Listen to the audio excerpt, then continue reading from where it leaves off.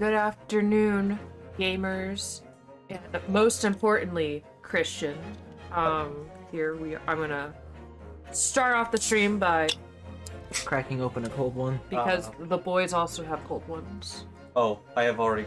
Oh, Is it cold? it is cold. Okay, so it's cold. Ours are pre-cracked though. You cracked Yeah. on time. Hello. Hello.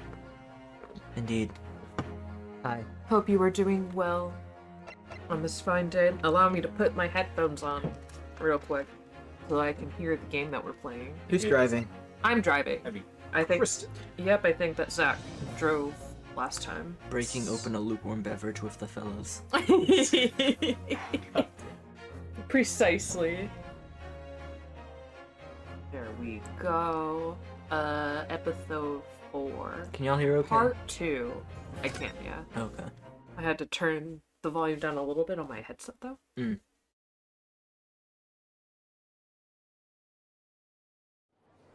So, Zach, are you going to be cleaning your fingernails while we're doing this? Yeah, just getting the nail polish off, and then I think later when we're finishing up some One Piece, I'll probably try and paint them. Nice.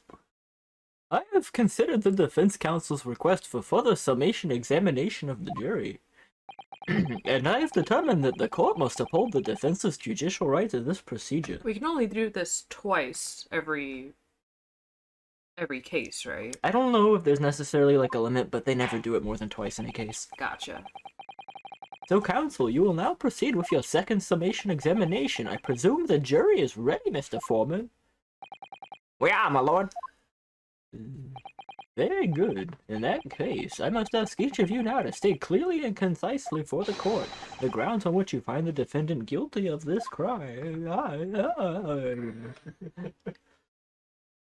Yeah, isn't this so? Okay, if I'm remembering this correctly, we like fought tooth and nail to get proof that like the street was blocked off so that like he couldn't have gone this route. It had to be this other route. He could have totally seen this old man in the green coat collapse instead of the woman that got stabbed. And then, like, Mr. Lawyer Man was like, he could have jumped that. Everyone was like, guilty! Yeah, basically. Yep. Okay. Yikes. Springy, athletic young man. And then we have this cute couple with the sleepy guy who says, "Sa." Oh, that's right! I forgot about them. Alright. The 3 There. books. Yep. There is a noble alternative explanation about how the victim was stabbed and may reconsider. Even if the woman was throwing books, it can't be related to this crime if the window was closed, can it? Deary me, it was only a little book, hardly life-threatening, even with a correct hit! Oh. It was a crit. There it is! There it is. We got her, officer.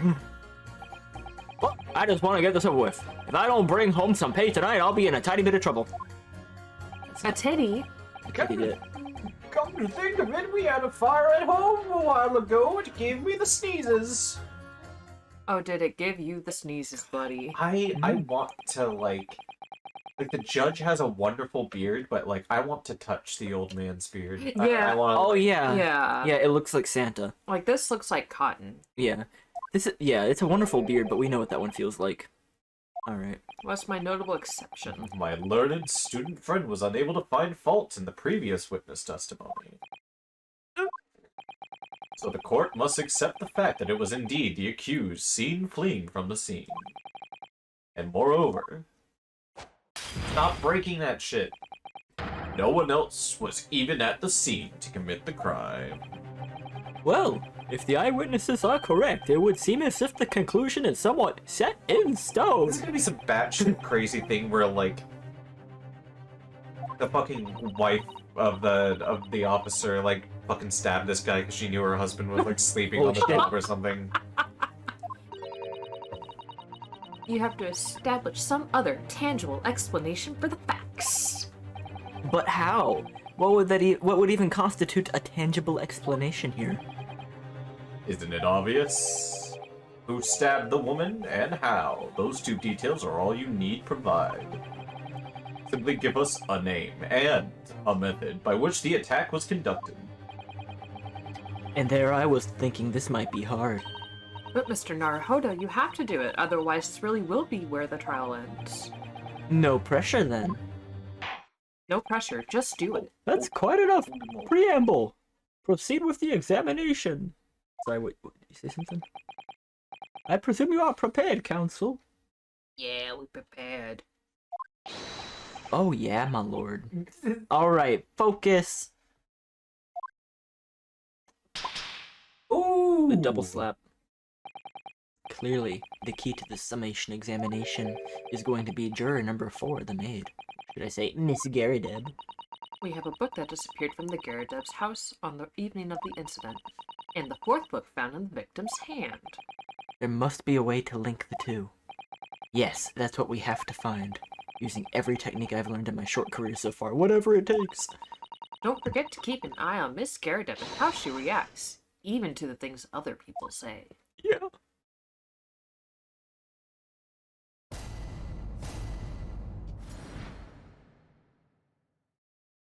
The little toy soldier. He really is. He keep falling over and I pick him back up. Fall over, pick him back up. Like me with my pot figures. Cures left behind evidence that they crowned $3. But as we know now, there were 4 books, not 3. Well, what difference does it make? There's every possibility that the 4th book is in fact belongs to the defendant's landlord. Yeah? That's the part I have a problem with. Sorry. Well, at the point the woman was stabbed, this landlord fellow was at home, wasn't he? Enjoying a fiery scrap with his wife or something, he said. A fiery scrap. Enjoying it. That's not exactly how I would put it, no. Well, anyway, the point is, the fellow and his wife were somewhat else where it happened. Hmm? I think that's what you call a strong alibi. So it couldn't have been the landlord who did it, which only leaves the Nepalese fella. Honestly, I can't see what all this palaver's about. It's a done deal, isn't it? I suppose it is, since I have nothing witty left to say.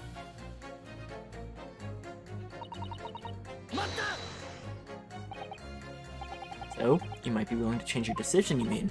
Oh my, such delight on your face, but I'm afraid I shan't be swayed by emotion. Despite what you may think of me, I am very modern, metropolitan, and a rational woman. That's great. If one reads the morning paper, it's all forgotten by tea time, isn't it? So why read them in the first place? You see, modern, metropolitan, and rational thinking, wouldn't you say? This says a lot about society. This really does. Not at all extreme. As I see it, an overwhelmingly suspicious Japanese man has been implicated by overwhelmingly strong testimony. So despite 1 or 2 minor puzzlements, I do declare that the man is overwhelmingly guilty. I declare you overwhelmingly racist.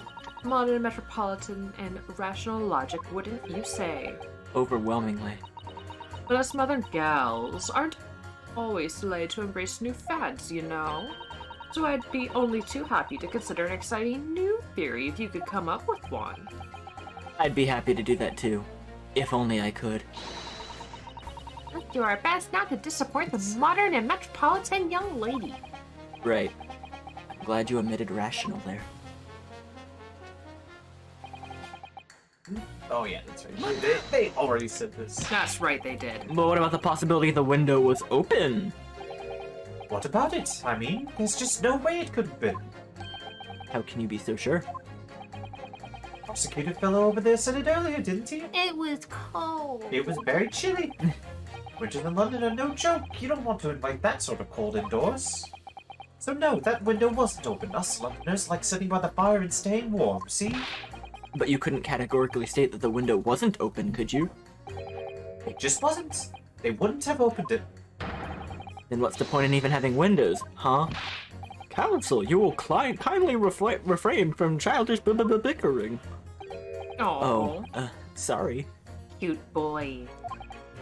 Somehow I need to show that there's an undeniable possibility the window was open. There was a fucking fire! Because this young man isn't going to budge otherwise.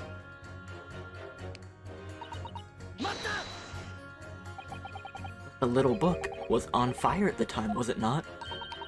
With flames of love, I'll have you know. There's really no such thing as a loving incendiary bomb. Well, he brought it upon himself. It's playing with fire to betray a fiery love. Isn't it? Well, don't you agree?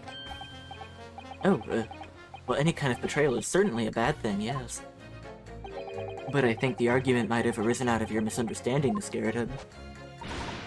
Never you mind that. The point is, we were just having a jovial little dispute, nothing more. And I won't have any of these suggestions that it was anything whatsoever to do with this crime. Right, well, we'll see about that. What about juror number 5? What's behind juror number 5? He doesn't seem to be turning a hair at Miss Garrett's relentless onslaughts. It's almost as though he's used to it. What a gentle soul he is. Is that what it means? It means that he is gentle. I don't feel like you really have anything to say. I don't want to listen to what this guy has. No, Well, the last time he said some shit like this, he ended up like that was the most like important information we got. Was when he was like, "I don't want to be here." that's what he's done, right? That's his one contribution. How can you sit there and say something like that? Well, me and him both did, like I said before. The boy, what? What? Nunny. I told you already. I'm a potato laborer, aren't I? I don't bring home I honestly do not remember at all what I did. I don't. I don't bring home remedies for me tonight. You'll find me floating face down in the Thames tomorrow morning. What? You heard me. My missus isn't one to mess about, you know. She can be fierce, believe you me. Another shining example of marital bliss then. A situation like this cropped up the other day. It was, well, you know, it's funny, but I can't quite remember. Sorry. It was too frightening. That's the thing. It must have been blocked out. Helpful. I wonder if Mr. Beate will ever be dragged into the Thames by a scarf. Don't even go there, Miss Susada. There must be some way to jog his memory about this.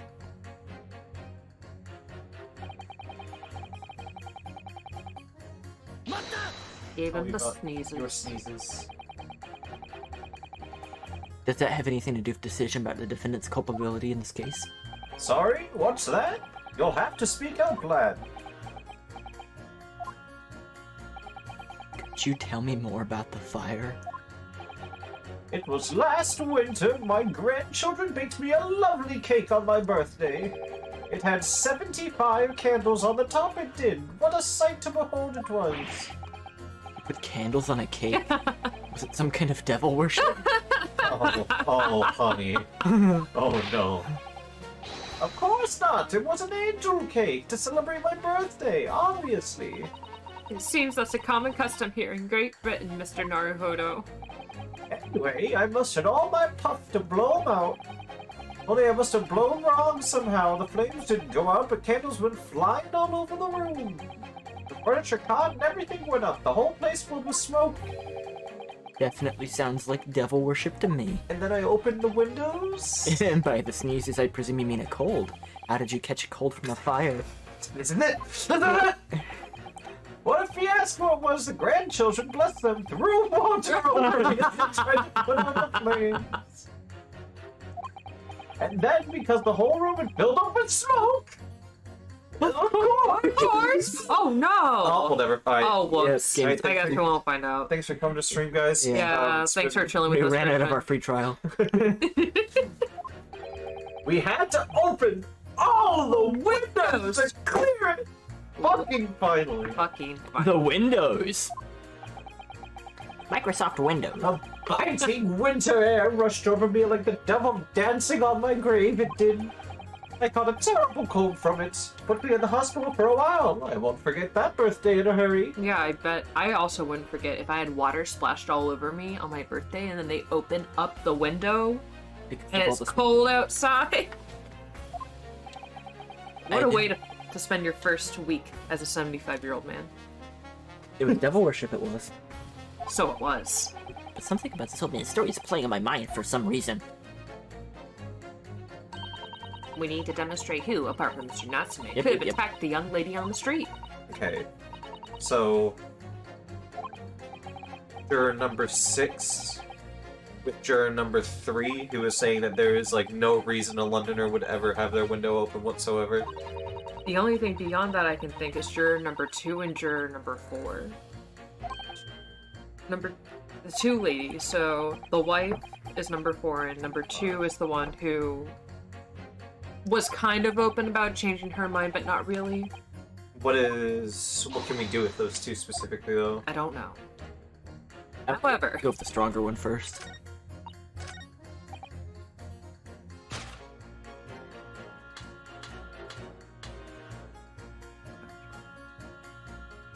Hit them! Hit them! These two jurors' statements clearly contradict one another. They do? How exactly, counsel? Don't point at me again! I told you, it wasn't me! What's that you say? Speak up, lad, speak up! Juror number 3, do you see? Me? See what, sir? Did you hear juror number 6's account of his birthday celebrations last year? It seems, despite being a Londoner, he once opened his windows in the middle of winter. Well, yes, of course, because it was an emergency.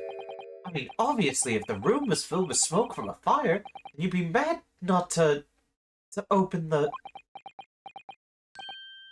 Oh! I love this juror. I love this fella. He's like kind of a normal dude, but I like him. Yeah.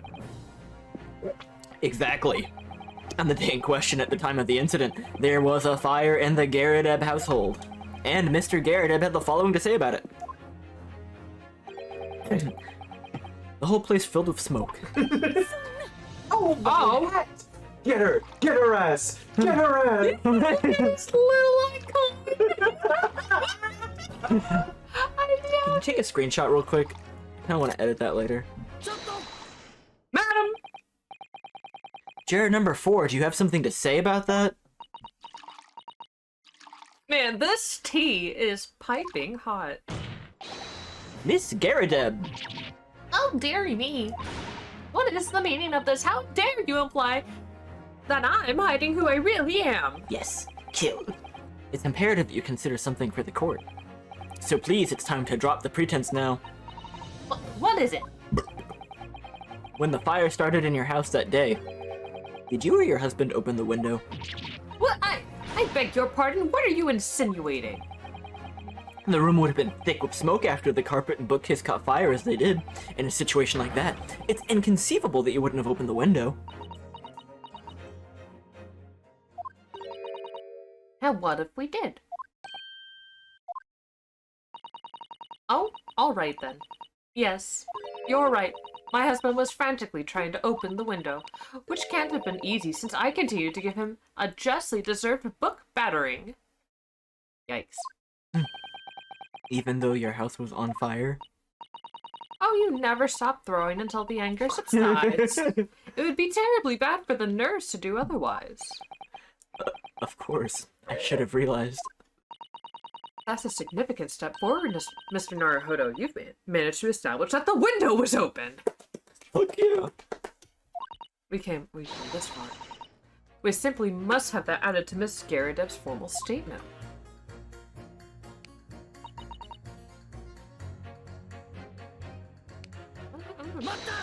Press you. The fourth book found at the scene of the crime shows very obvious signs of fire damage.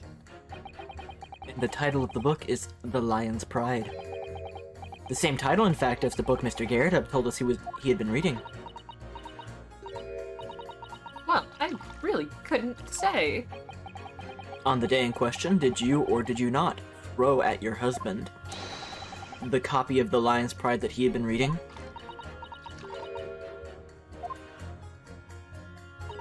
I did. It was the first thing I could lay my hands on, so I hurled it straight at him.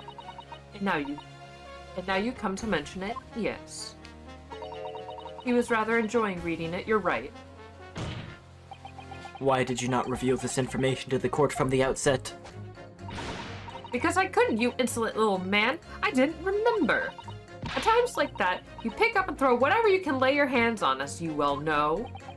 I really don't. I barely noticed I was throwing a book, much less the title of it. My man. Did something jog your memory? Is that so? Can I help you, sir? What is it, juror number 5? You know something? I remember what it was. The memory I blocked out. It was listening to what this granny was saying. Brought it all flooding back. Who are you calling a granny, you cheeky devil? I'm Mrs. Garrett. We're the maid, I'll have you know. The man doesn't even flinch. Please tell me that's not because he's used to being hit all the time. It was about 2 weeks ago now. I just got home from after work, like, my hand in the pocket for the wages I just earned that day. And I nearly died. It was a hole. Every last penny dropped out. Oh dear, what a disaster. You haven't heard the half of it, my boy. Oh. The wife was cutting up some chicken at the time. I could hardly get the words out, but I told her straight. I'd lost a day's wages, love. Next thing I knew, the blade was whistling past my ear. Stuck into the wall next to me, it did. About an inch deep. God damn. No words, just terror. I could smell it then, you know, the god-awful stench of the Thames. I was sure I was going to end up face down in the muddy banks that night, I could tell you. No, that's a real disaster, isn't it? I'll never use the word lightly again. Anyway, the point I'm trying to make is this. Woman lost her rag, they'll throw anything at you. Knives, hatchets, hammers, you name it. Oh, so that's what we should be taking away from this. Mr. Naruhodo, you mustn't think that all women are so short-tempered and unrefined. I wasn't thinking that at all. Throwing household objects at people is, well, it's so uncivilized. The proper way to do it is to throw the person themselves. It's more direct. It's more polite that way. Use a bow or the like. Attack? Who are you going to attack? Never mind. Anyway, this man's words could be rather significant, I think. Alright, we've come back to the bow and arrow thing later. It's so funny thinking about how, like, in the first case, when you don't really talk to her at all, and she kind of is just, like, there, and she shows up and comes in clutch at the end, she's, like, this, like, cool, calm, and collected mystery figure. And Yeah. Now she's like, I'll fucking shoot you. Silly Susato. Okay. God. Open. I'm gonna go back to the beginning. The juror number 1, Foreman. Let's see. Evidence. Alternative explanation. Wait, should we just pit 3 and 4 against each other? Could have been open when the woman was throwing books. What was the last thing that happened? Hold on. The window was open. A woman in a rage will hurl almost anything at you. And finally. Wow, we actually got a lot out of these jurors.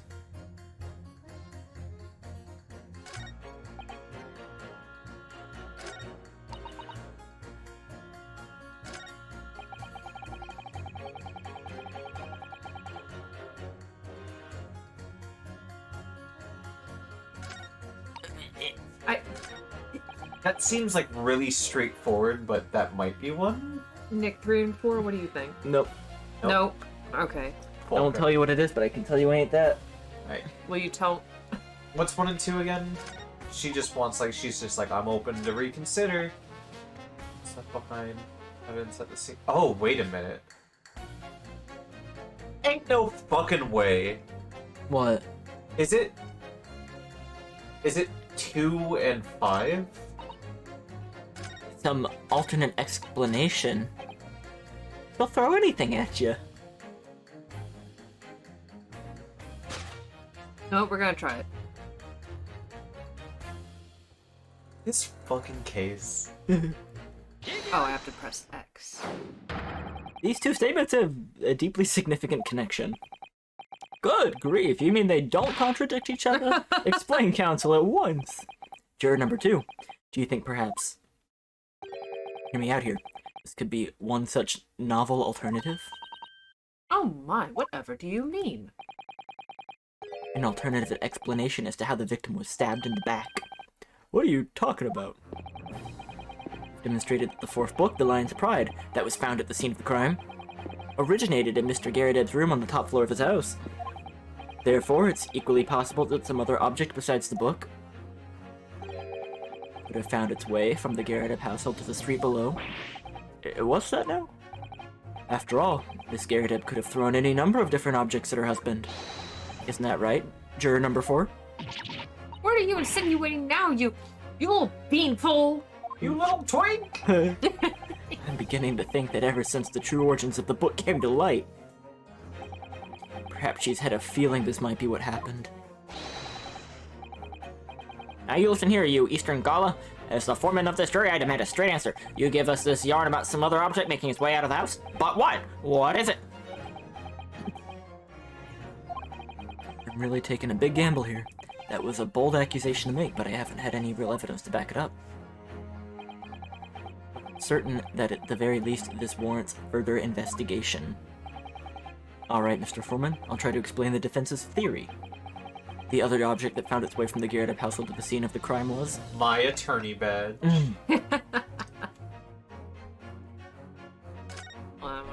Yeah, there was something about this, right? Yeah. The chip at the end. That was it. It wasn't a marking, it was just a chip at the end. Yep, we're gonna go on a limb. Juror number 4, Miss Garrideb.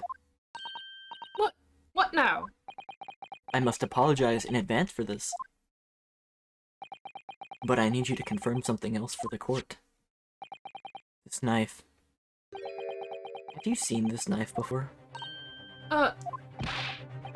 Good grief, counsel! What on earth are you doing?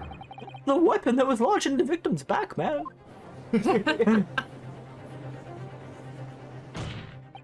My lord, remember that when the victim was attacked, Mr. and Mr. Garrideb were in the throes of an argument. Miss Garrideb was hurling anything she could at her husband, who backed up against the window. A window that had been opened to clear the smoke, and through which a book sailed to land at the scene of the crime. You can't possibly believe that! The book was found in the victim's grasp! You say that it flew out of the window and across the street to land neatly in her hand? Huh, even my missus ain't got him like that. Yes, I admit there are many details we don't yet understand, but that's the point, that's precisely why. We must not allow this trial to end, not right now. Oh my. Miss Garrideb, your answer, please. Have you seen this knife before, or not? Oh,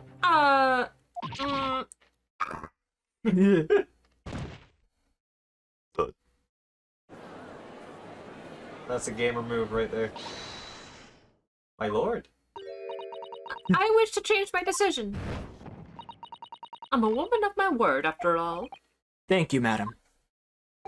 Yeah, I agree. I am also a woman of my word. I just don't think it could be right for this trial to come to an end with so many unanswered questions. Mr. Foreman. I have to agree. Not that I think the granny didn't mind. Yes, you know what? I'm not quite happy about this at the moment either. All together now, ladies and gents.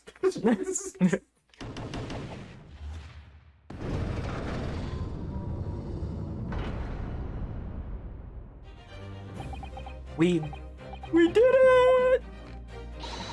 Oh, congratulations, Mr. Naruhodo. So, as a result of the defense's summation examination, a member of the jurors' learnings have changed. 2 jurors called guilty against 4 now calling innocent. Accordingly, the opinion of this court is divided. And the trial will continue.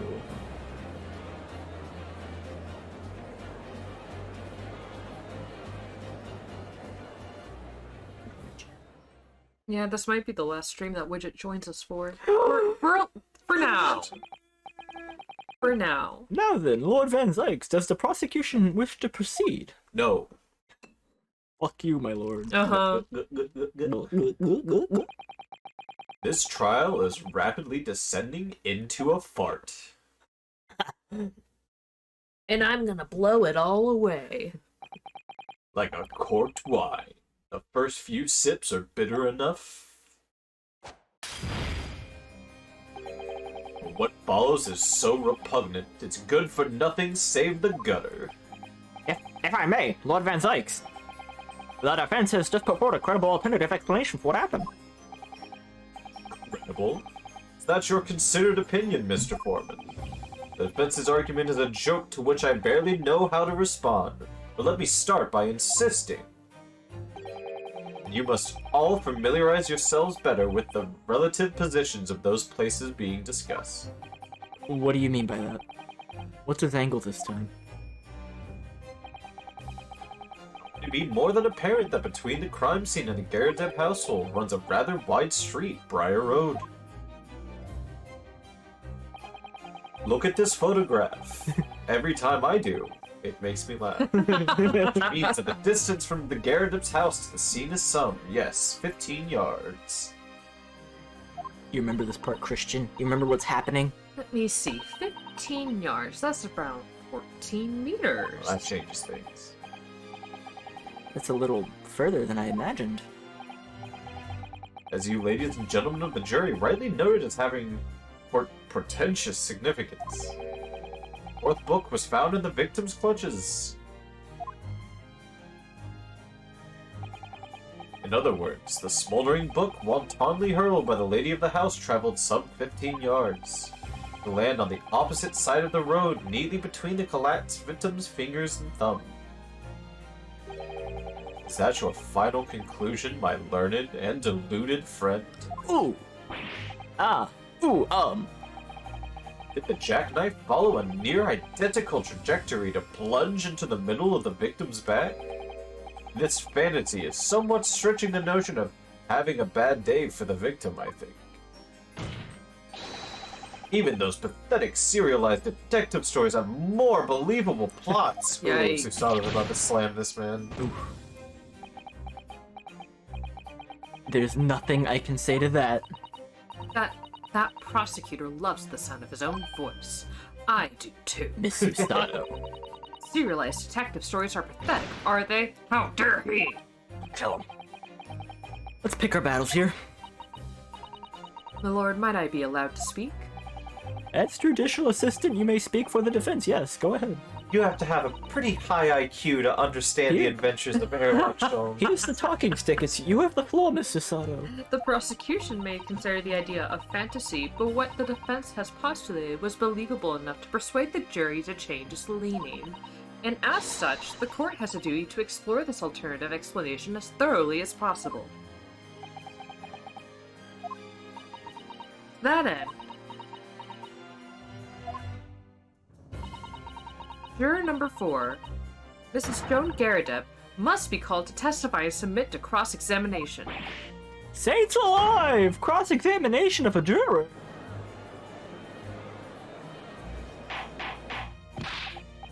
Order! Well, this is highly irregular.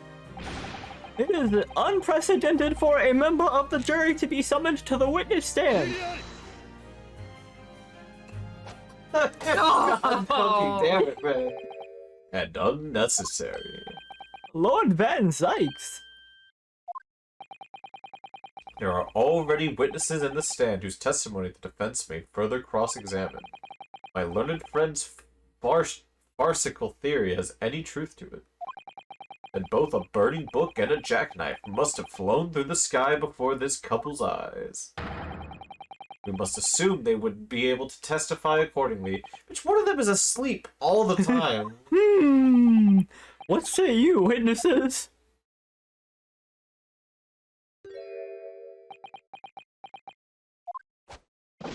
Yes, sir. Constable Rolly Beate reporting for duty, sir. Oh. Good morning, officer. Sorry for dozing off now, sir.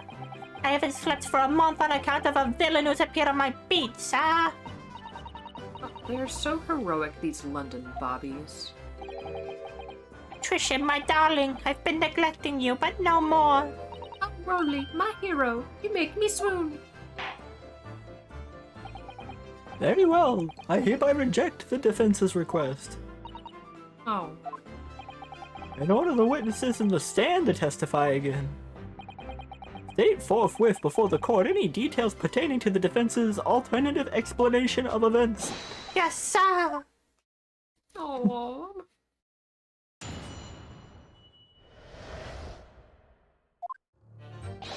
This case has nothing to do with Mr. and Mrs. Gairdep. Believe me, London Bobby is good for his word. You see, sir, the windows on the top floor of the Gairdep house are top hinge casements. Excuse me? Rogues. They're regulation Spartan grade number 5. Obviously, if anything had been thrown out the window, we would have seen it. I did leave the scene to go and fetch help, but my trusty Rolly was there to make sure that nothing was disturbed. I didn't take my eyes off the crime scene for one moment, sir. Nothing strange to report on that front, sir. Well, this is quite startling. Top hinged casement windows! Top hinged casement windows. That detail was not in the police report, Constable. I didn't think to include the close hinged windows at the top of the building next to the crime scene to be in the police report.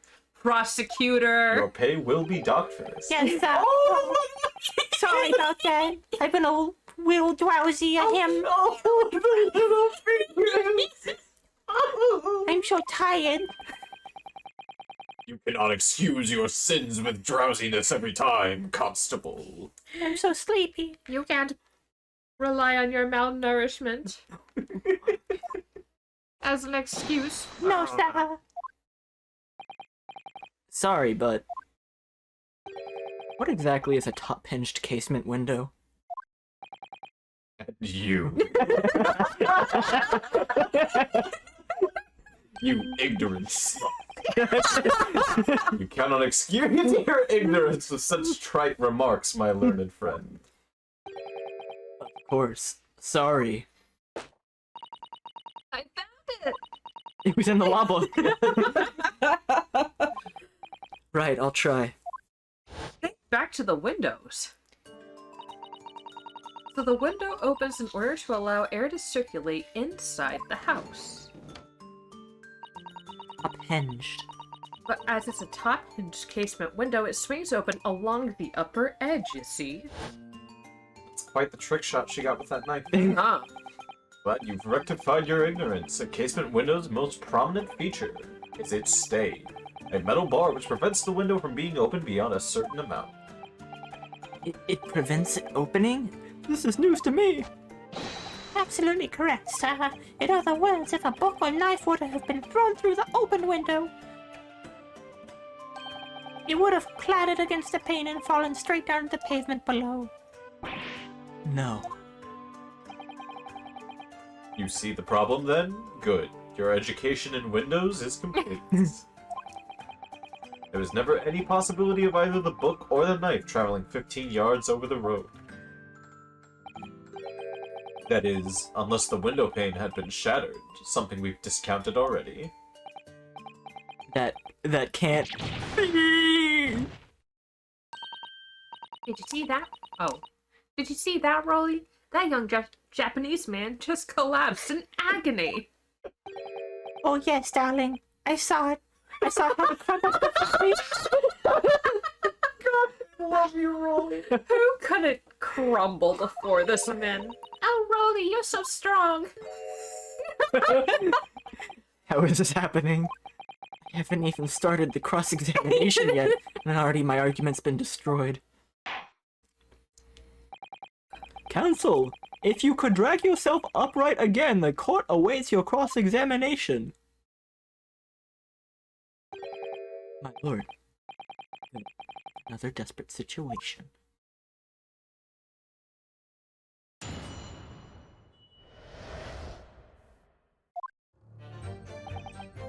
Alright.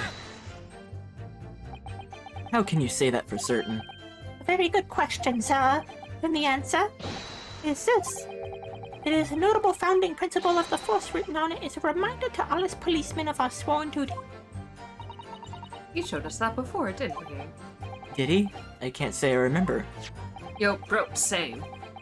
To patrol the streets of London town and uphold the common peace of the common man is what the job's all about. And that is why I stand here today beside my long-suffering wife and tell you a Bobby's good for his word, while rubbing my tired eyes admittedly, sir. Oh, Rolly, you're so manly. Of course I am, my darling Patricia.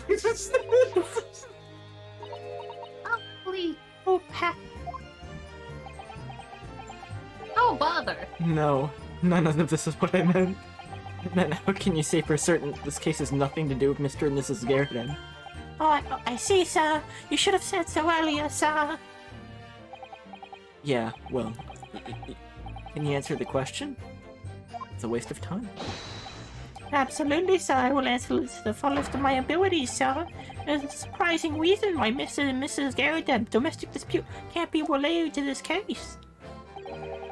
But before I get into that, sir, just one thing. One thing. And the music stopped. This must be important.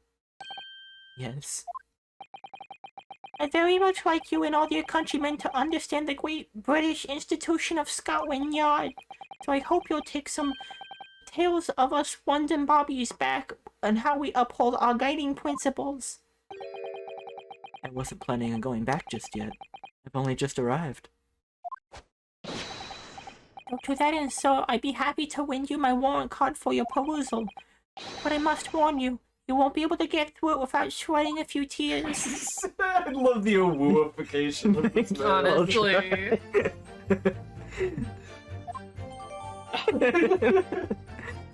This man is a Bobby that goes streets and beats the shit out of criminals.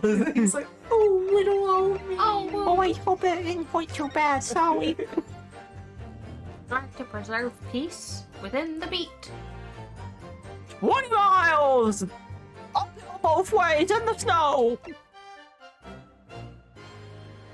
Crimes fall under the jurisdiction in which they are discovered, and when a crime is discovered on his beat, a policeman must assist with initial investigations and help detectives.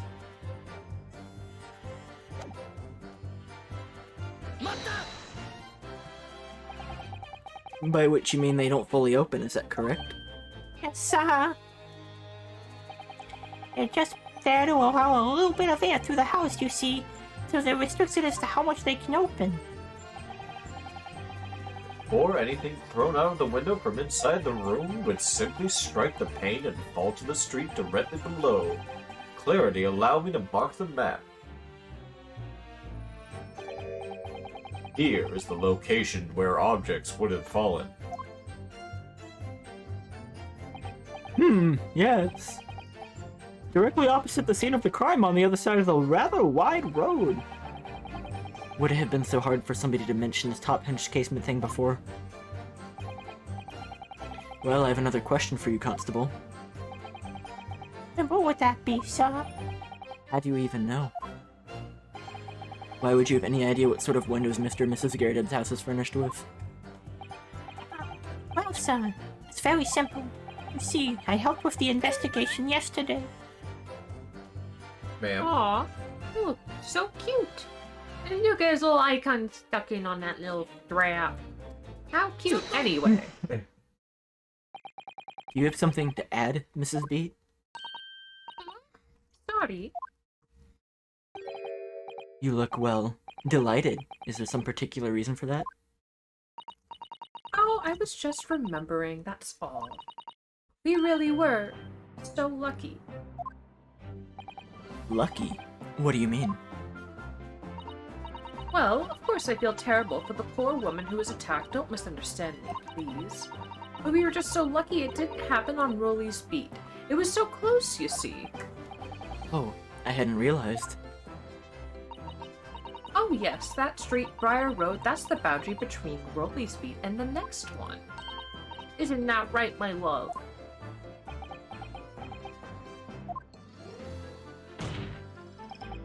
Constable Beate.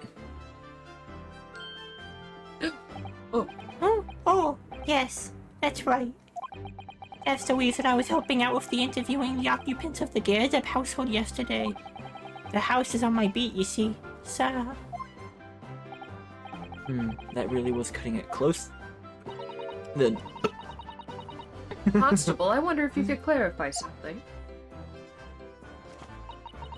If the Garrett household is on your beat, does that mean that the pavement next to it is as well? Outside Mr. Garrett's house? Yes, ma'am. The pavement on that side of the road is part of my beat. I see. I was unaware of that. Just think, if the woman had been attacked just on the other side of Briar Road, we would never have been able to go for that meal to celebrate our wedding anniversary. But that's the life of a Bobby after all. Extraordinary people are Bobbies, tirelessly working for the benefit of all Londoners. Do you know what I think? I think it was the good Lord's way of rewarding my Rolly for all his hard work. Don't you think so, my darling? That must be it, Pep, my love. That must be it. I think perhaps we should make sure we have that information officially on record. Leave it to me, Mr. Naruhodo. I'll take care of it immediately.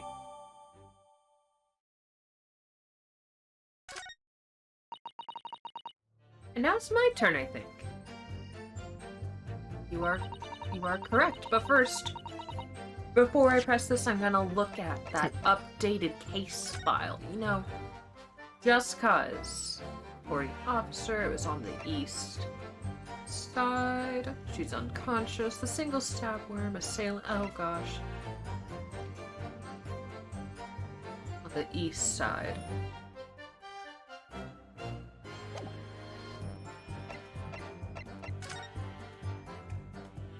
I think you can assume that east, like north, is Yeah. up here. Can we assume that? Good, good, good.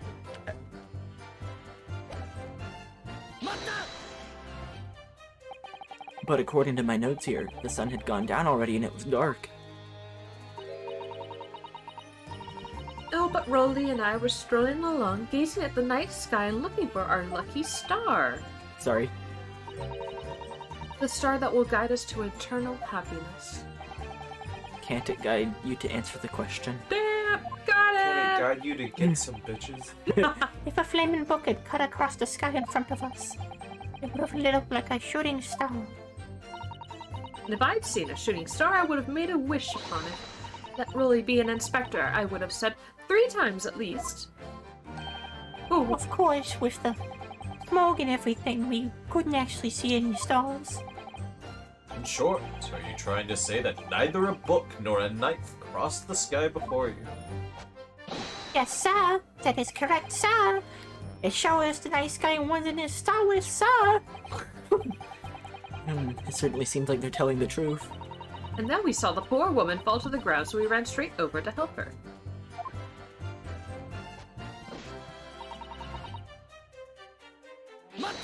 Yes, you left.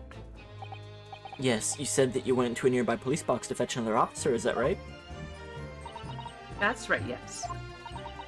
If it had been on Rolly's beat, I would have known exactly where I was going, of course. Don't feel bad, my love. You can't be expected to know the location of every police box on the beat. So Rolly told me the way. Only, I sort of got a little lost on the way. Patricia, my darling, that's why I love you. Your terrible sense of direction is bewitching to me. Yo. Oh my god. Rolly would leave Patricia in a beat for Zorro, huh? Oh yeah. Oh, yeah. Oh, easy. Oh, Pat. Oh, Rolly. Rolly. Oh, Rolly. Oh, please. So I suppose I was gone for about 15 minutes, but like I said, my Rolly was at the scene the whole time, making sure nothing was disturbed. I was off duty at the time, of course, but a true Bobby is never really off duty, sir.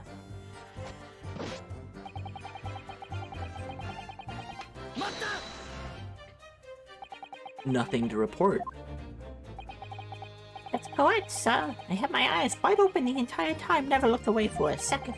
No one else approached the scene, and nothing was removed from it. I can swear to that on the yard's honor, sir. I like how slow his blinks are. Yeah. Desperately try not to fall asleep. Yep. Really, that seems a little strange. Beg your pardon, sir. Strange, sir. Seems altogether regular to me. The burnt copy of The Lion's Pride was originally in the Garrett household, so the question remains, how did it find its way into the hand of the victim? Can you shed any light on that, seeing as you were at the scene of the crime the entire time?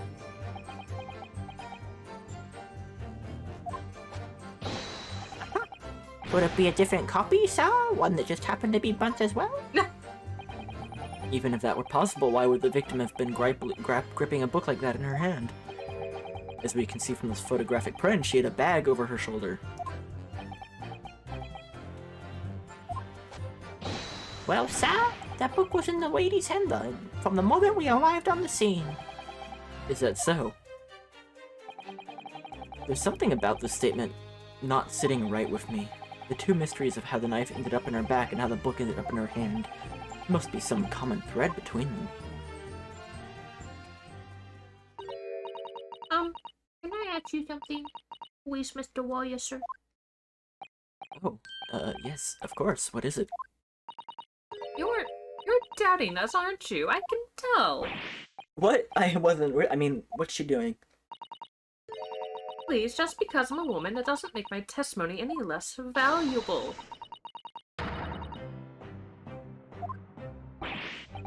I really don't remember ever suggesting that I doubted you. No excuses, I don't want to hear it. My voice will be heard.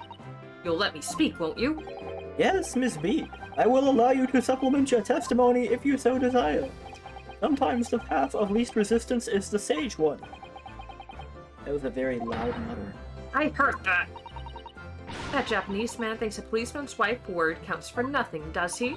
Well, watch out, sir. I might let you get away with something like that, but my Roly won't. Duly noted, Miss Beate. Please, I humbly ask you to continue. What could she possibly be about to say, I wonder?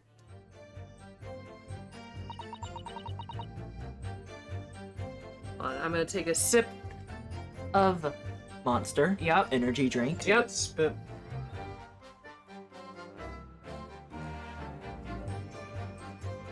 And then I'm gonna give this cat a pat. Cat pat, cat pat. Really? Being so good and your collar looks so good on you. It's pink and sparkly. Alright, your sense of direction is off. Miss Beate, nobody is questioning what you've told us. I saw it, I did. That evening, I saw it clearly. That little Eastern man with the whiskers and the funny curved back, slinking away from the scene. And I know what I didn't see as well. I didn't see any flaming books or knives flying through the sky. All very clear. You also mentioned something about having a poor sense of direction. Oh yes, well, that's a little embarrassing, really. I'm always ending up at the wrong place when I've made arrangements to go meet Roly. He gets ever so cross. You? Get cross? Tell me more. Constable Beate, is there a problem?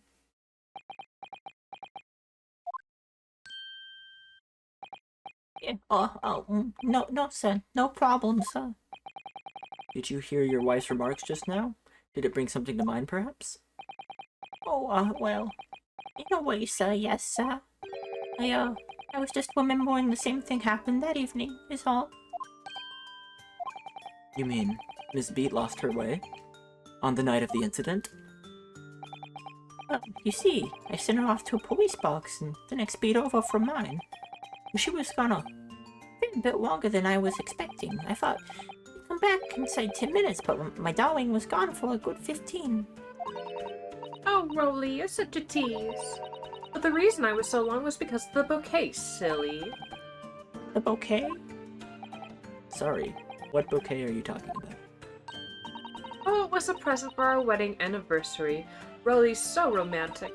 He saved up for it from farthings and pennies he found in the gutter while doing his rounds.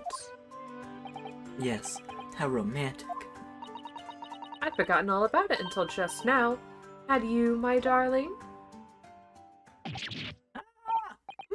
No, oh, yes. But that was just between us. Huh? No talking about it to anyone else, darling. You have to promise. What? Sus. He's a sussy baka, I reckon. I reckon. I What reckon was- so. What was that about? Oh, woo. Constable Beate looked very troubled during that exchange. I'm afraid I can't offer any useful insight, Mr. Naruhodo. But I'm quite sure of one thing. We have to ask Mrs. Beate about the bouquet. Okay. Mrs. Beate, the bouquet you just mentioned. I'd like you to add details about it to your testimony. Please. Oh, really? Yes, I'd love to. Just like, please don't talk about this bouquet to anyone. Oh my god, I would love to testify about my bouquet! I'll submit it into official documentation. What happened was I dropped my bouquet and ended up losing my way for a while. You mean you dropped the bouquet at the scene of the crime? Yes, that's right. Oh, I was so upset. When we ran over and saw it was a woman with a knife in her back, I was so shocked, I dropped the bouquet Rolly gave me. It was in a dark spot where the streetlights weren't casting any light, so I didn't notice at first. And then you went to the police box to report it to the policeman whose beat it was on. Yes, and I came back to the scene together with the other constable, you see. That's when I spotted my bouquet again. But the funny thing was, when I went to pick it up, it was nowhere near the victim's body at all. At least you need reminding Miss Beate the victim is not deceased. I was all flustered for a moment before I heard a voice calling me from the other side of the road. Your husband, presumably? That's right, silly me, I'd gone over to the wrong side of the street. Although I'm going to blame the bouquet this time. I can't think how I got there, I really can't. So the bouquet somehow moved from one side of Briar Road to the opposite. Curious indeed. Curious indeed how things move from one side of the road to the other. Seems to happen a lot.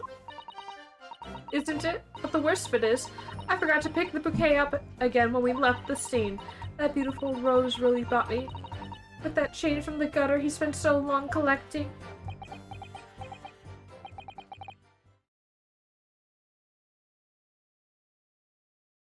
By bouquet, do you perhaps mean this sorry solitary rose? Oh! Oh! Yes, that's it! That's the bouquet Rolly bought me for our anniversary with old bits of change she found in the gutter! Maybe just call it a rose. Tell us, Lord Van Zykes, where did you come by the flower? It's the report by the police officer in charge of the crime scene investigation. It was found on the edge of the pavement in front of the Garadeb household. In front of the Garadeb's house? Although it wasn't noticed until the morning as it lay where the street lamps cast no lights. It was believed to be of no relevance to the case since it was found on the opposite side of the thoroughfare. Oh, thank you, sir, thank you. Could I have it back now, please? No, I think for good measure this rose should be added to the court record of evidence.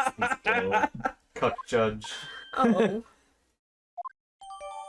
The anniversary bouquet has been entered into the court record. The shock of seeing the stab victim caused Mrs. Beate to drop the rose where she stood. But it's a symbol of our love. It was bought with the pennies he collected from the gutter. Gutter pennies. I want it back after the trial. Do you hear me? I want it back. Good grief, rest assured I shall do my very best not to forget Miss Beate.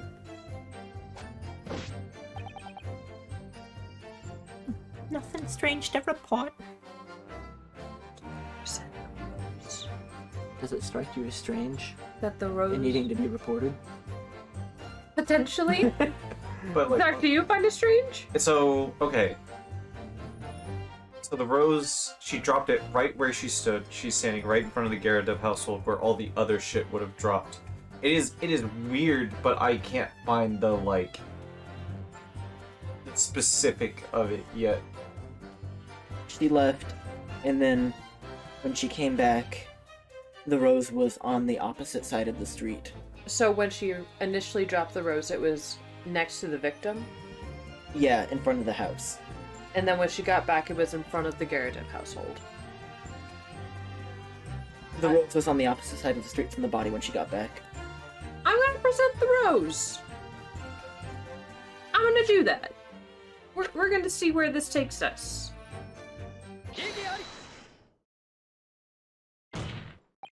You claim, Constable Beate, that there was nothing to report in the 15 or so minutes you were guarding the scene. But that cannot be. Sleepyhead. What do you mean to say? In your testimony just now, Miss Beate, you explained to the court that when you arrived back at the scene of the crime with the policeman assigned to the beat, the bouquet you had dropped at the victim's side was no longer anywhere nearby. Yes, on the opposite side of Briar Road to where the victim was attacked. But considering the size of that meager bouquet, if a single sorry bloom can be so described, Yikes. no doubt it was blown in the wind across the street, back into the gutter where it belonged. Damn! Meager. But if that were the case, why did Constable Beate not testify to the fact? No one else approached the scene and nothing was removed from it. Constable Beate swore to that on Scotland Yard's honor. But the bouquet belonged to me. It had nothing to do with the case. That's why Rolly didn't mention it, I'm sure. No, because sadly it's not only your bouquet we're talking about here. One thing in this case is mysteriously the wrong way around. What are you talking about? Think about it. Besides Miss Beate's bouquet, there's Mr. Garredeb's book. Garredeb's copy of The Lion's Pride, which was thrown out of the window by his wife, would have struck the pane of the casement window and landed here on the west side of the street, and yet it was actually found here on the opposite side of the road in the victim's hand. Meanwhile, according to the testimony we've heard, Miss Beate's bouquet should have been dropped here at the scene of the crime on the east side of the street, but in fact, it was actually found here on the opposite side of the road in front of Mr. and Mrs. Garredeb's house.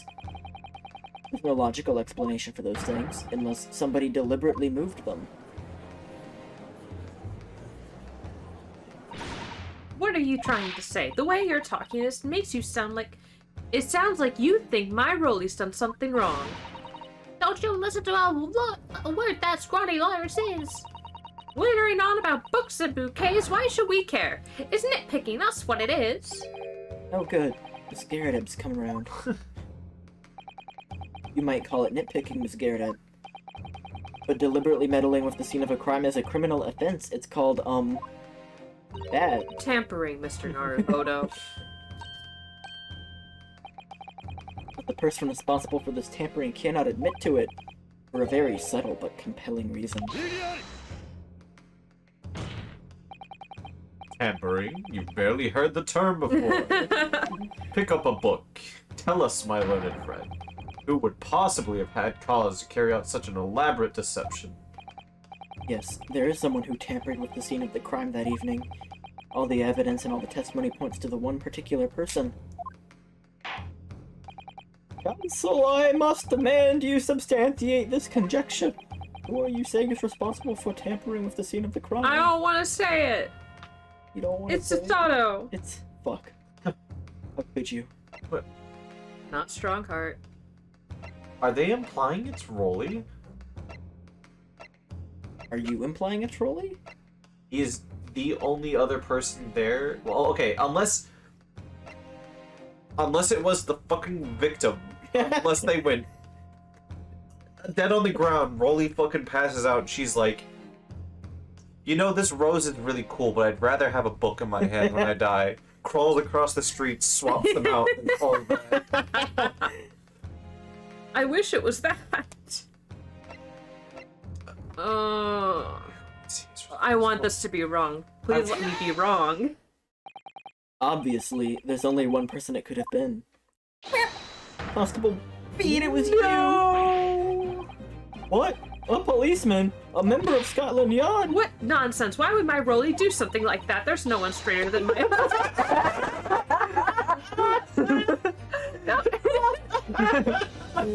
No, Bobby works so tirelessly for the people of London.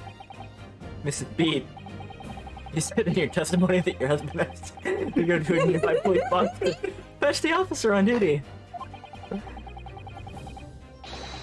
The 15 minutes you were absent from the scene is the only opportunity anyone had to tamper with it. You're making it up. It's all nonsense. It's all lies. What about that Japanese man with the whiskers? I bet it was him. He did it.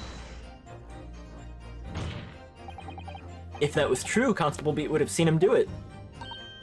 And forgive me for pointing it out, but when you dropped your bouquet, Mrs. B, it was after the defendant had fled the scene. Well, Well, punch. First, you make accusations about the landlord and his wife, and now you incriminate a policeman as well? But your accusations lack one very important thing. You claim the crime scene was tampered with. Yep. Give me motive, motherfucker. But there is only one reason anyone would commit to such a reckless crime, to hide something. That's right. He's right. But my husband and I just happened to be there, that's all. So why would we have anything to hide? It doesn't make sense. You've offered no motive for this alleged tampering. Until you do, pee-pee poo-poo, Your Honor. Your accusations are stupid. Constable Beate had a very good reason for wanting to tamper with the scene of the crime. That's the key to this entire affair. Mr. Naruhodo, have you managed to solve this mystery? No, I haven't. I don't I don't get it. Counsel, you made a very serious accusation against a London police officer. Yeah, I did. If you're mistaken, I'm sure I need not to point out your reputation as a lawyer will be irrevocably damaged. You got it? Tell me. That's so dumb. Okay, alright, hold on. I have to think about this. I'm pretty sure I know why, but I have to think about this. It has to do with his beat, right? And Roll what beat? side of the street he, has jurisdiction over. Yeah. Did he move the fucking body? Why would he do a thing like that? Oh my god, he moved the fucking body? Well, Yikes. she was alive. With the stark warning in mind, you will now explain to the court the motive for this alleged tampering. That's so creep trolling! Yes, my lord. Buddy. I mean, I get it too. I get it, you I love your get wife, it. you want to spend time with her, that's very You don't want to sweet. work. But what the fuck? What the fuck, buddy? Constable Beate's motive for tampering with the crime scene was to hide where the book fell, where the bouquet fell, or where the victim fell. That one, Your Honor. Option 3. D, all of the above. Where the victim fell to the ground. That is what this Bobby had to cover up at all costs. What? What? Where the victim fell? You mean where she was attacked? What are you talking about? We told you at the very start, didn't we? On the pavement of Briar Road, we saw it happen, remember? It was right here, as if anyone didn't already know. That's certainly what everybody has been led to believe. But in fact, that isn't where the victim was stabbed at all. What?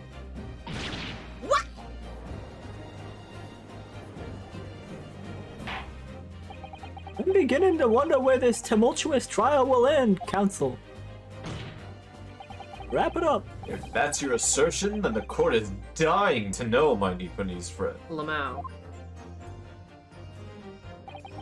Why are you proposing that the crime actually took place that evening? Left. Look, Kurai. But that's... On the opposite side of the road? I don't understand. On the evening in question, Mr. Garrett's book fell directly down from the open window above, and your bouquet, Miss Beate, never moved at all. What did move was the Ooh, scene of the crime itself. dizzy on. Adding more spins in there. Good gracious!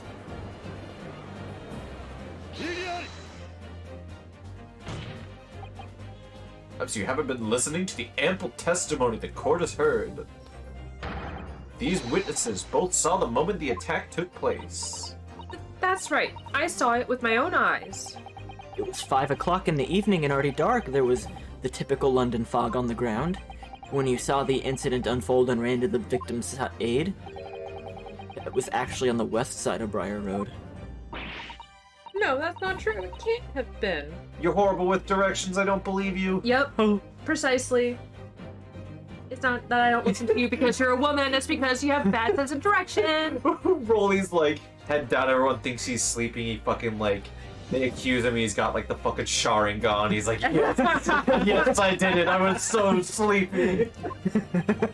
I've never been sleepier. Constable Beate then arranged for you to be absent for a while by sending for help, and during the 15 minutes you were away, he transplanted the crime scene. He moved all the things shown in this video. To himself. The 4 Rolly Beate, the 4 books. He moved everything in back to the pavement. Extraordinary! But the constable overlooked one thing. What? What did he overlook? A bouquet, I presume. Exactly. The prosecution told the court a few minutes ago about the discovery of the rose bouquet. Lord Van Zeek said it wasn't noticed until the morning as it lay where the street lamps cast no light. Yes, it couldn't be seen in the dark, obviously. Which is why it was only the bouquet.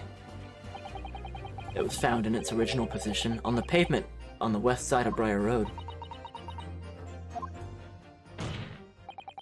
And that is the defense's theory about what really happened that evening. How do you respond, Constable Rolly Beate?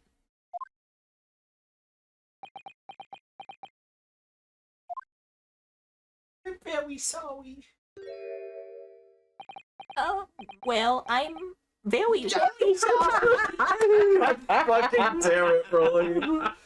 God damn it, man. I am mean to not off again, but I haven't slept properly in a month. Did I miss anything important? No, go back to sleep, Rolly. It's all a bad dream. Oh, a really bad dream. Oh, Rolly. It isn't true, is it? What that lawyer said is all lies, isn't it? I know it is, because you're the most upstanding, righteous man I know.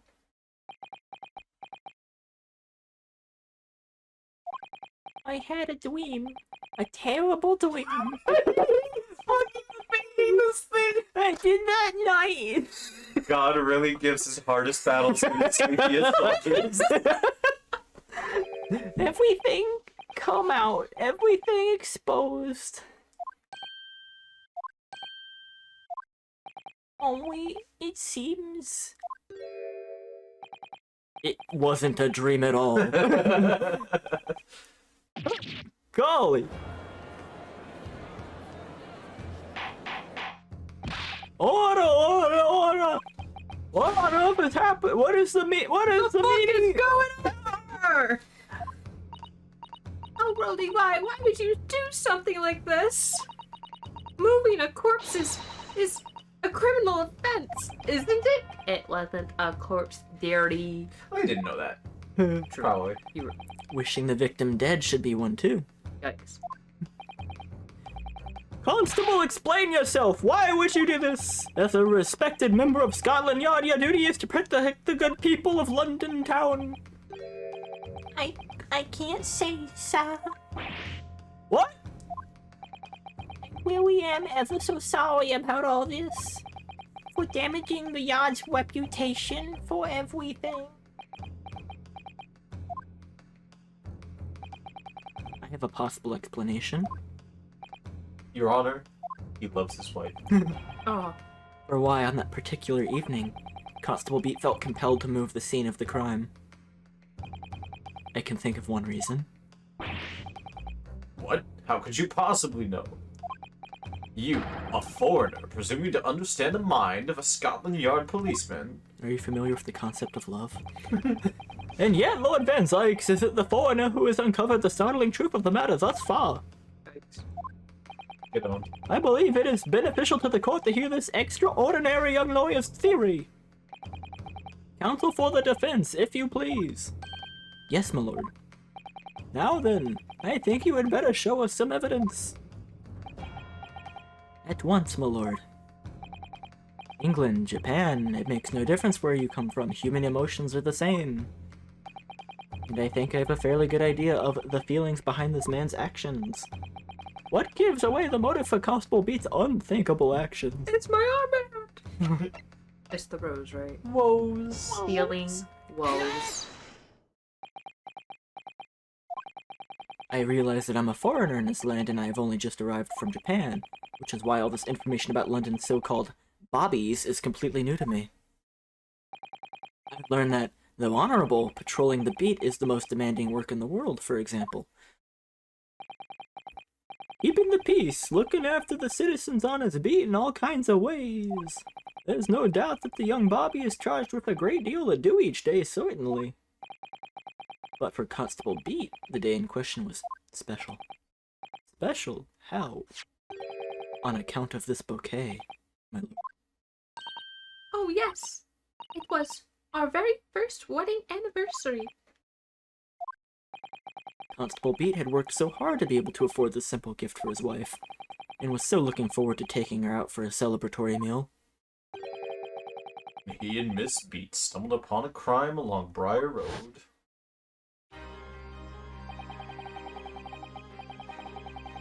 When he saw that shadowy figure through the fog collapse on the pavement ahead of them, what must have gone through the man's mind? But, just on that one particular day, I was looking forward to celebrating my wedding anniversary. Miss B put up with a lot being married to a Bobby like me. I wanted to show my dear wife how much I care.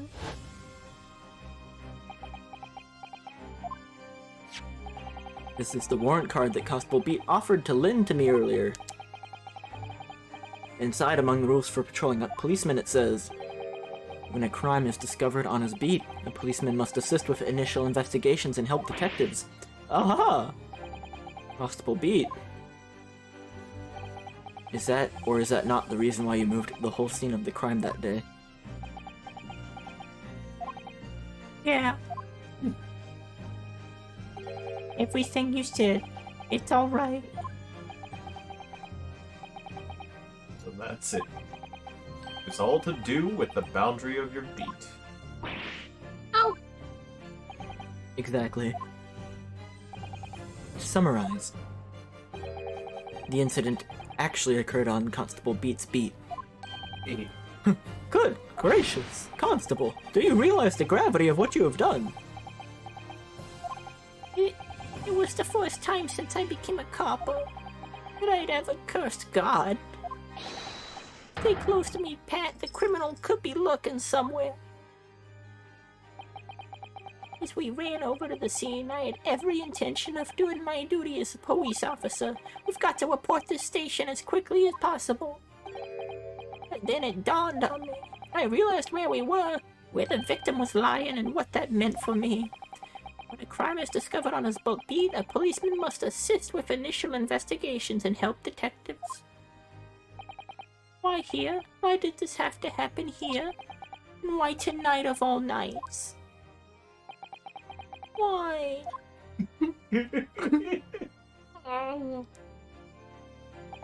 It's a copper's job to guard the scene of the crime, so I told Pat she'd have to go to the nearest police box and fetch whoever was on duty there.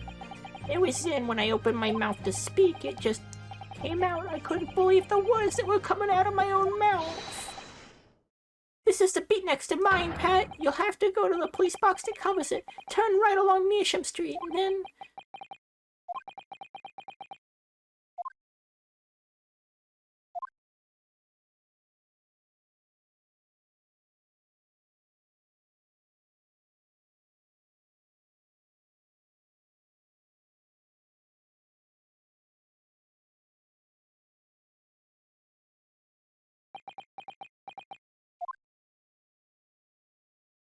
Oh no!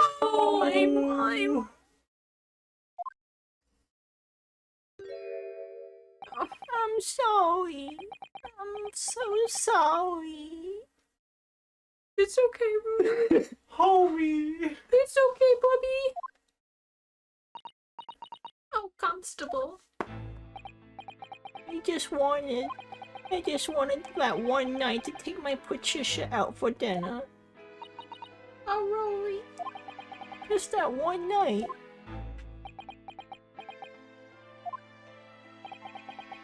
You knew that if the incident was on your beat, your evening of celebration would be ruined. So you decided to move the entire crime scene outside your jurisdiction.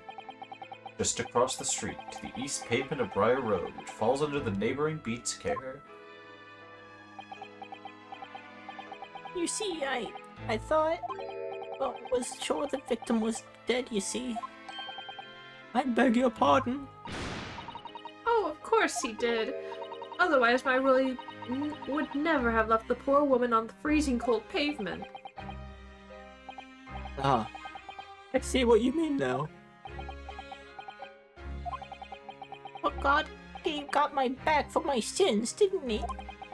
That's why. That's why I missed the rose I bought for Pat. Oh no, Rolly. That was all my fault. I should never have dropped it in such a dark place. I'm so sorry, Rolly.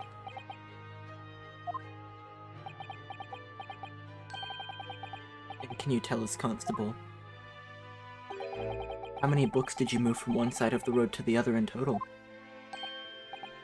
Oh, 4 it was, yes, definitely 4. 3 of them dropped by Mr. Natsume, and the 4th being the one that fell from the window upstairs of the Garadeb household, of course. But what made you place that book in the victim's hand? When all the others were scattered haphazardly around, I mean. Oh, well, so that's because that's how I found it. Book on ground. Back. Perpendicular to knife. Boop. When we first went over to the scene, the victim was already holding the book. So when I moved everything, I made sure it was still in her hand. You're sure it was this book, The Lion's Pride, that the victim was holding? Oh, yes, sir, no doubt about it, sir. Interesting. The 4th book's information has been updated in the court record. I thought it was an open and shut case at the time, you see. There was only the 2 people at the scene, and Pat and me both saw it happen. However, whichever way you looked at it, it had to be the fella who ran off who done it. I thought. Couldn't see the harm, really. I didn't think moving it all over the road would make a jot of difference. I suppose this is it for me now. I've had it. My lord? Yes, Lord Van Zykes. K-word this clown. I believe that concludes the cross-examination of the witnesses. Constable, you may withdraw. Yes, sir. Mr. Prosecutor, sir. What will become of my Rolly? What will happen to him? When I'm through with him, he'll no longer be the straightest man you know. For now, you are free to go home. The police will contact you in due course. Please, don't punish my husband. This was all my fault. It's because I'm always moaning at him for coming home late. Leave it now, Pat. Let's go home. I'm tired.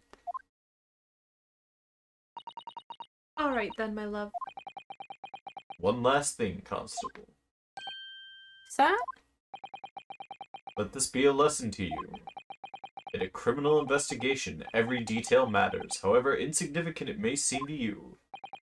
Yes, sir. Carve that lesson in your mind. And never again make the mistake of tampering with the scene of a crime. Never again? You mean to say? Like never again? Never? Never? Never? Leave now. This trial is not yet over. Yes, sir.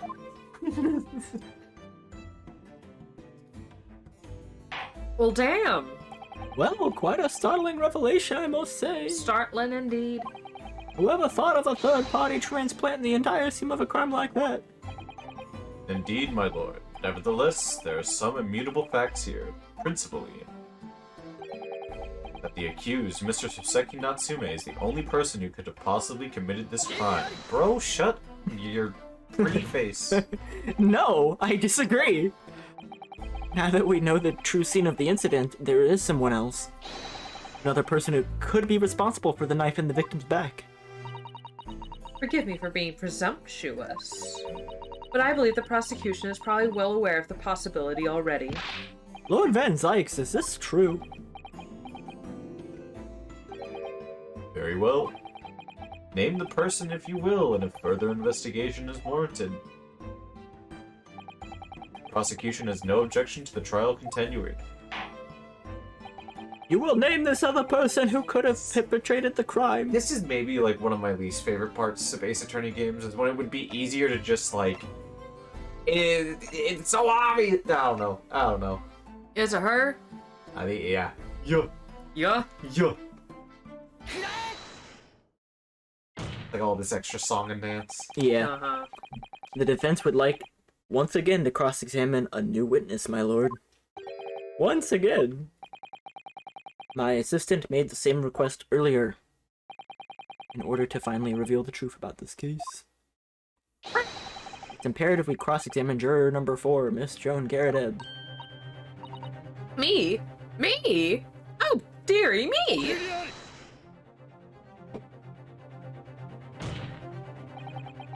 That request has already been denied. But the situation is very different now. Miss Garrett, answer me this. What do you want now, you little toad? At the time of the incident, you were engaged in a violent argument with your husband, Mr. John Garrett. In the course of the argument, a minor house fire was ignited. And to clear the smoke from the room, your husband opened a window that looked over Briar Road. Well, what of it? You threw this book at your husband, where he was cornered with his back against the window. Upon striking the pane of the top-hinged casement window, the book plummeted directly down, finding its way to what we know to be the true scene of the incident. Yes, and as I said, what of it? During the argument, you were beside yourself with rage.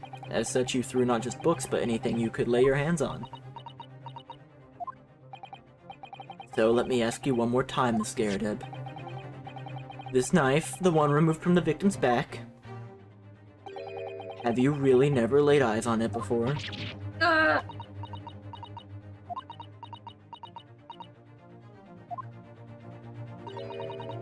I don't recall it. Seriously.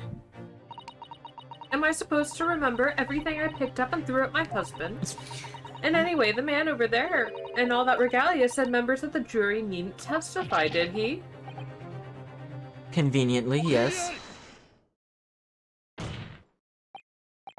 No, I have no recollection of saying that at all, juror number 4. Oh? Make no mistake, you jurors are not special in any way. You are not immune to the judicial process. You know something about this knife, madam? Let the truth come out. But that's just a common or garden knife. It could have come from anywhere. We have several like that at home. If one went missing, how would you expect me to know? What's that? Are you joking? What are you saying? Please, Miss Garrett! Damn, bro. Listen to me. I refuse to believe all this nonsense. I couldn't bear the thought that I'd injure someone. Do you hear? I couldn't. Seem to take quite a lot of pride in injuring your husband. I am not sussy. I am not a baka. Oh, the poor woman. So yes, I want evidence. I want to see hard evidence if you're going to insist on this being my fault. You're going to have to prove it to me that I threw that knife if that's what you think. Come along now. Chop chop, do your worst. Well, So I've been thinking this entire time about the chip on the knife. yeah. And the most basic explanation that I can think of is they've I don't know, I guess that it hit the windowsill and got chipped on the windowsill or something, but I don't know. You don't know? I don't know. I could honestly believe that, but it's kind of weird that it's like a pocket knife that it was like. Did she open it? She fucking opened that bit.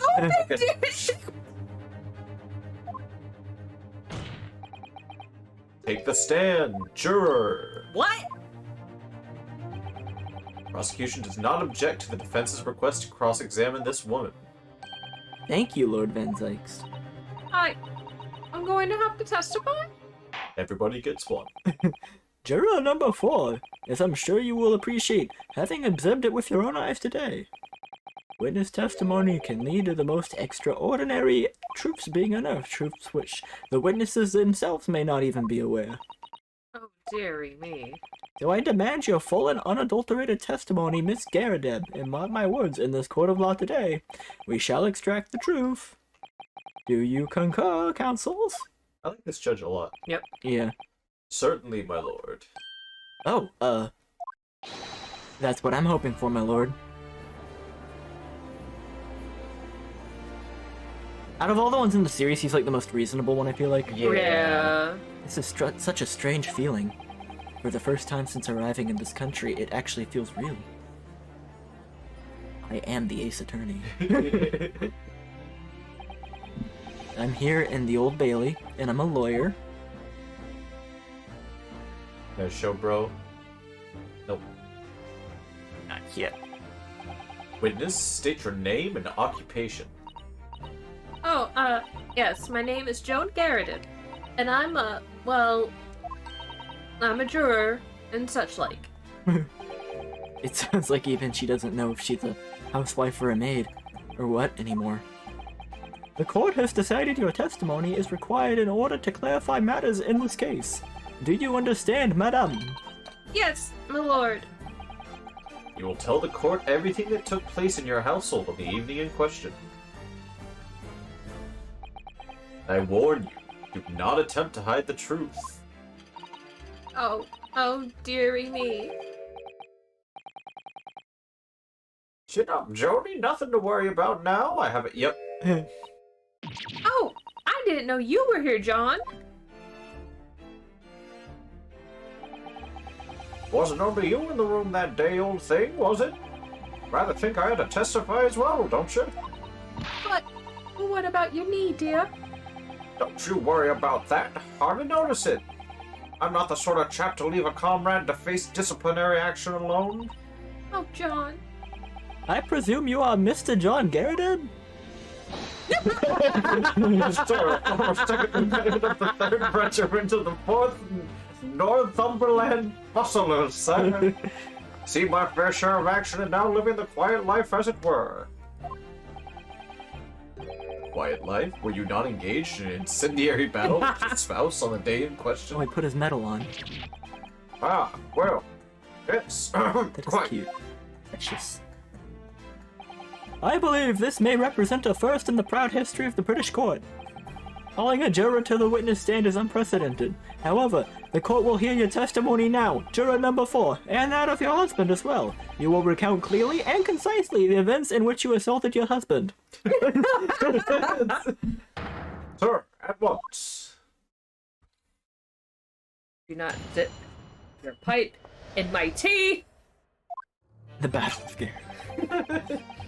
Yes, on the day you're referring to, the wife and I did have a bit of a skirmish. Can't recall the reason now.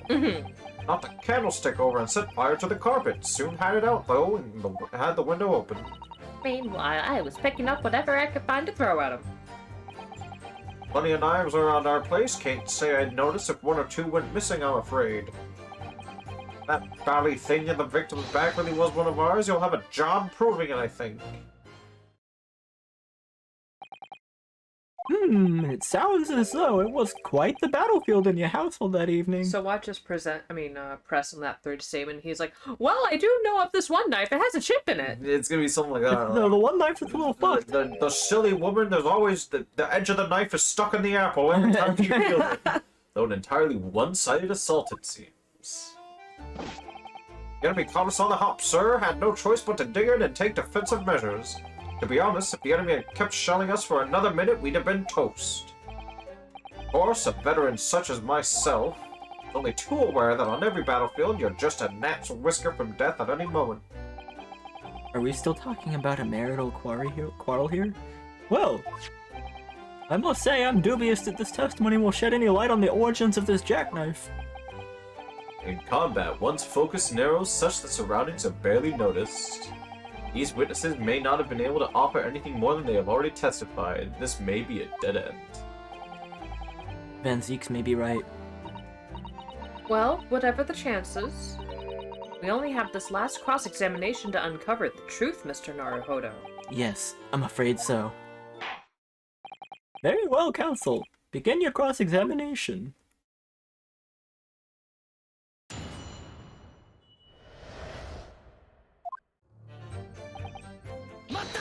Mata. The reason is that you told us what you told us yesterday, I believe. Yes, that's right. You were cheating on your wife. It all started because of a note that was tucked into the pages of a book belonging to Mr. Garrison. A rather passionate note, in fact. But Miss Garrett found the note, discovering her husband's little secret. And she gave him a mighty number of slaps across the face for it, too. What a sordid state of affairs. Well, I say, when a chap says he can't recall such things, it's common decency not to track it up. And besides, half of it was wide of the mark anyway. You got spilled on him. A likely story. These waters run very deep. And what transpired next after the multiple blows? Started a fire. And the fire also spread to some items of furniture, didn't it? The bookcase, my armchair, anything of mine, really. Just so happens there was some bathwater around that evening, so I sloshed that about to put it out. A most precarious situation you put yourself in. Ours is a 3-story townhouse on the west side of the street where the water main isn't connected yet. Have to draw water from a public water pump during the day if you need any, you see? The lodgers are always moaning that they can't get any water at night.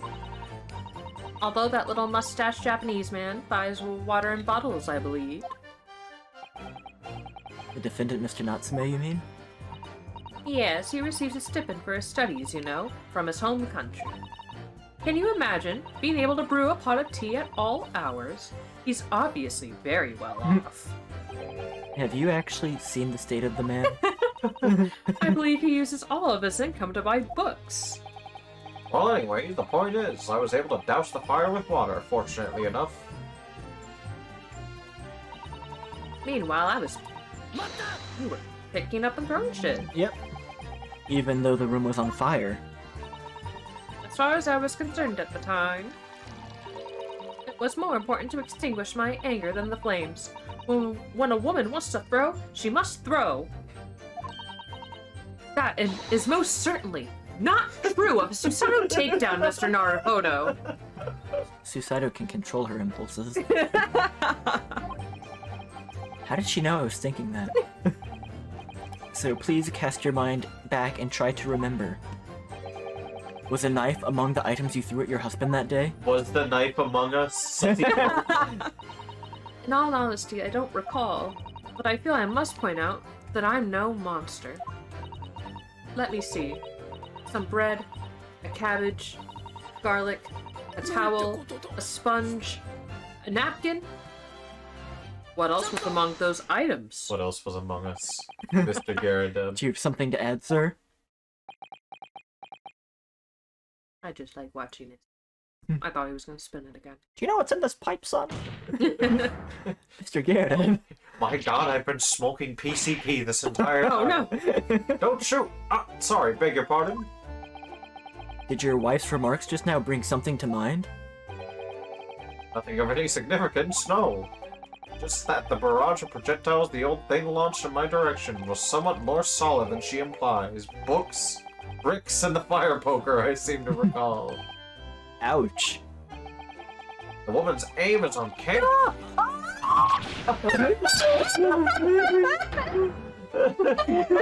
Grief, woman, we're not at home now. This is a court of law. God damn. This woman is out for fucking blood. Oh my god. He's like quivering. He's trembling. Watered down PCP. Oh dearie me, ever so sorry, my dear. What's she even doing with a teapot in here? Honestly, John, I would have never thrown such things at you, obviously. Take a look at this then. How do you suppose that happened? Hmm? Oh, This is what you were fucking talking about, where you're like in the later games, they like put the prop right in your face and you don't think about it, and then it's like, well, how do you explain this? Yeah. Your pipe, sir.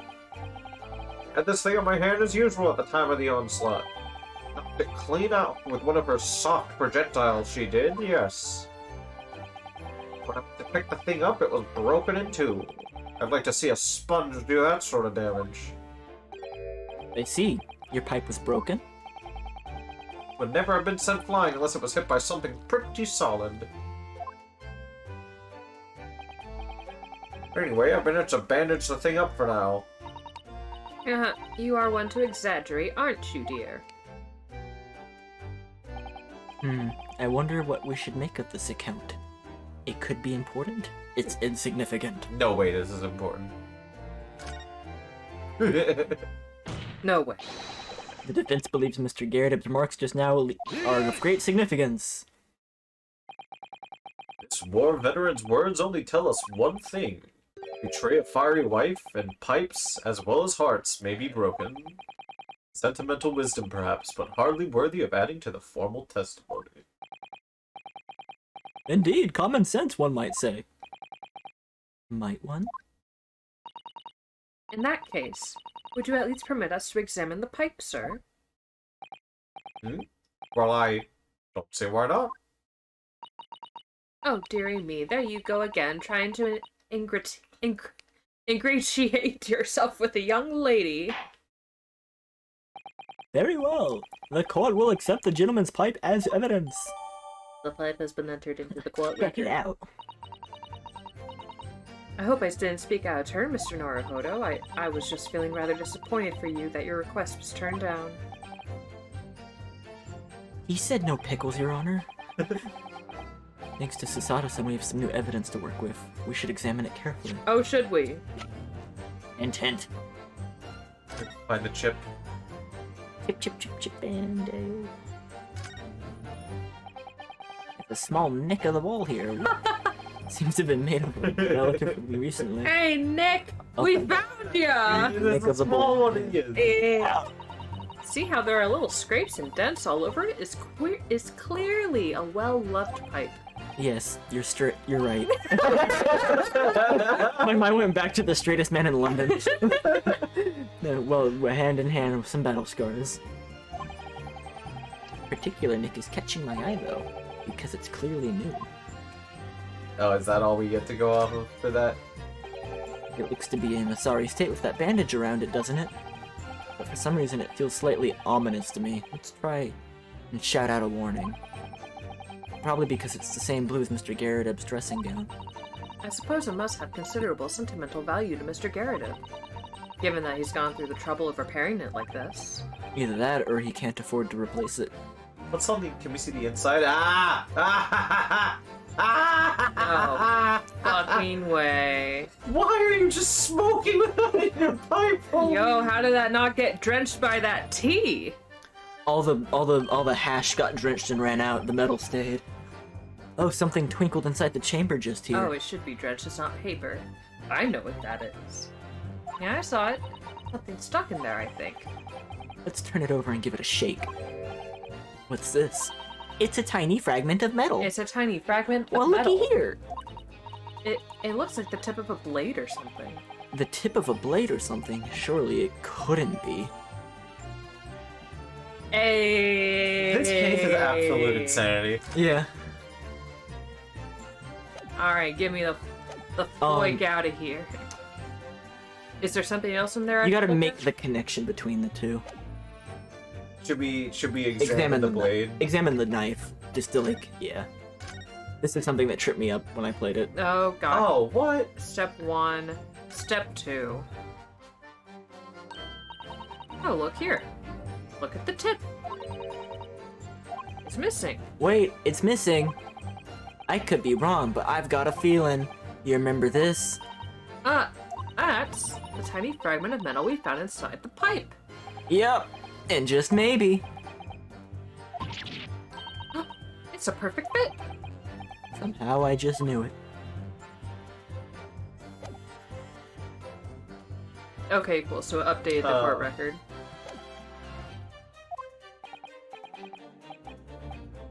Well, thank you for that rebuttal, Mr. Garrett. Now let's return to the crux of the matter. Tell the court about the knife used to attack the victim. Something we probably don't even need to press yet. We just need to find... The one it's used on. say. Can't say I'm missing. Yeah, okay, so it's probably that. Oh no. It's okay. It's okay. Is it? No. Do I? It's okay. Do I have to press that statement first? No. Just present the metal. Oh. That's so Yeah. complicated. Yeah. It's a little weird specific order. I fucked up. I fucked up. We all fucked up. She fucked up. Yeah, she fucked up most of all. She fucked up bad. Mr. Garrett, could I ask you to take a good look at this, please? You can ask, but I can't see a bally thing. That's the thing, I smoke. You can't? Used to call me Dead-Eye Deb back in the regiment, of course, but that was some time ago now. What's his face? He literally looks like a stoner. Even when I'm trying to enjoy a large print book by the fire these days. I struggle to tell a B from a D and a P from a Q, to be honest. Oh, he does. Dearie me is rather wearing being asked about it every other letter and every other word. You must be very dizzy. Was that a tiny scrap of metal? Give that back, it's mine. Yes, almost certainly from the tip of a blade. What may appear at first to be just a tiny scrap is in fact a crucial piece of evidence. Interesting. Where did the defense come by this evidence? It was lodged in the chamber of Mr. Garrett's pipe. My pipe, you say? By Jove, I wonder how that got there. And what precisely does this fragment of metal signify, Counsel? Are you suggesting it is in some way related to the matter of the stabbing on Briar Road? I love that he, like, popped up there to me, he's like, I won't let you be on this stand alone, I'd never let you do that, and then just immediately is like, oh no, she threw fucking bricks at me. Oh, my pipe? Here's the evidence. Here's the fucking evidence. When put together with another piece of evidence already in the court record, I believe this tiny fragment of metal will unravel the whole truth of this case, my lord. You appear rather confident in that extraordinary statement, Counsel. Very well then, present the pertinent evidence to the court. What evidence, when paired with this fragment of metal, allegedly reveals the truth of this entire case? A knife. My armband! That's not a knife. This is the knife that was found in the victim's back.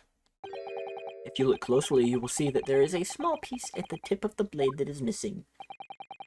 Common issue with the inferior blades sold at unsavory street markets. Criminals who use them regularly leave the tips lodged in their victims' bones. And what of this particular knife? No doubt its tip has suffered a similar fate, now languished somewhere near the spine of the victim. No, that's not the case. The tip of this particular knife's blade is the very fragment of metal we discovered in the chamber of Mr. Garrett's pipe. Good grief, Lord Van Sykes! I don't believe it. A knife from the crime scene? This fragment of metal? This little JoJo pose. Yeah, it's gonna bring out my inner demon.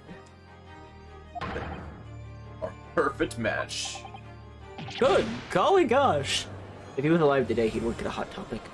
Oh, yeah. Order! Order! Order! Is it some sort of Eastern sorcery? It's not a magic trick. No magic, my lord. This is a miracle. A miracle? So Van Sykes has figured it out, has he? Counsel, explain this extraordinary coincidence at once.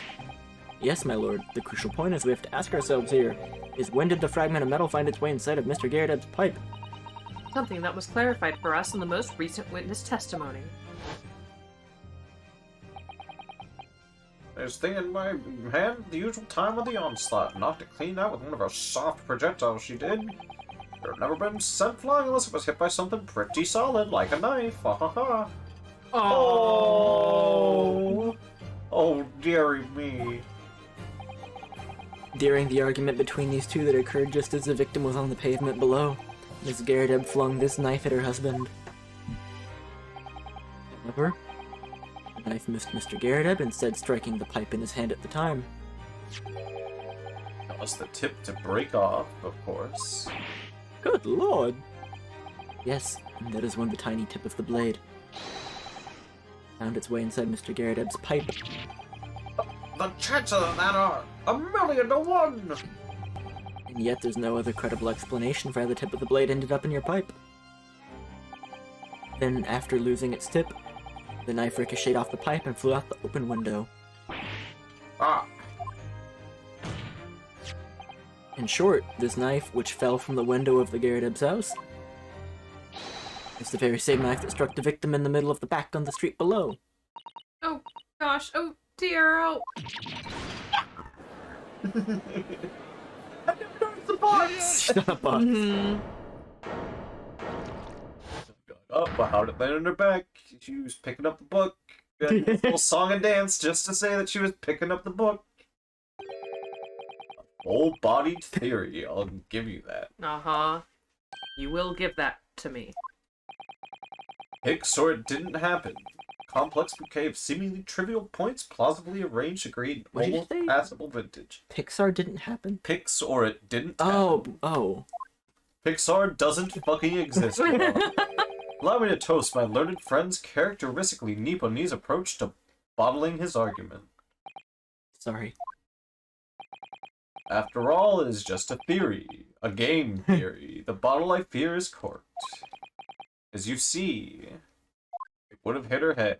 Oh, baby! It's spoilt by an insurmountable inconsistency. Leggy! I can't believe... See the leggy! I can't believe he broke out the leggy just so we could say that she picked up the fucking book and her back was up. Oh, he just wanted a good excuse. An insurmountable what? What, Van Zykes, explain yourself. What is the inconsistency you claim to have identified? Consistency of the simplest nature, my lord. The victim was found with a knife planted in the middle of her back. Yep. In her. Ah. Ooh! Right, you silly little man! Bye.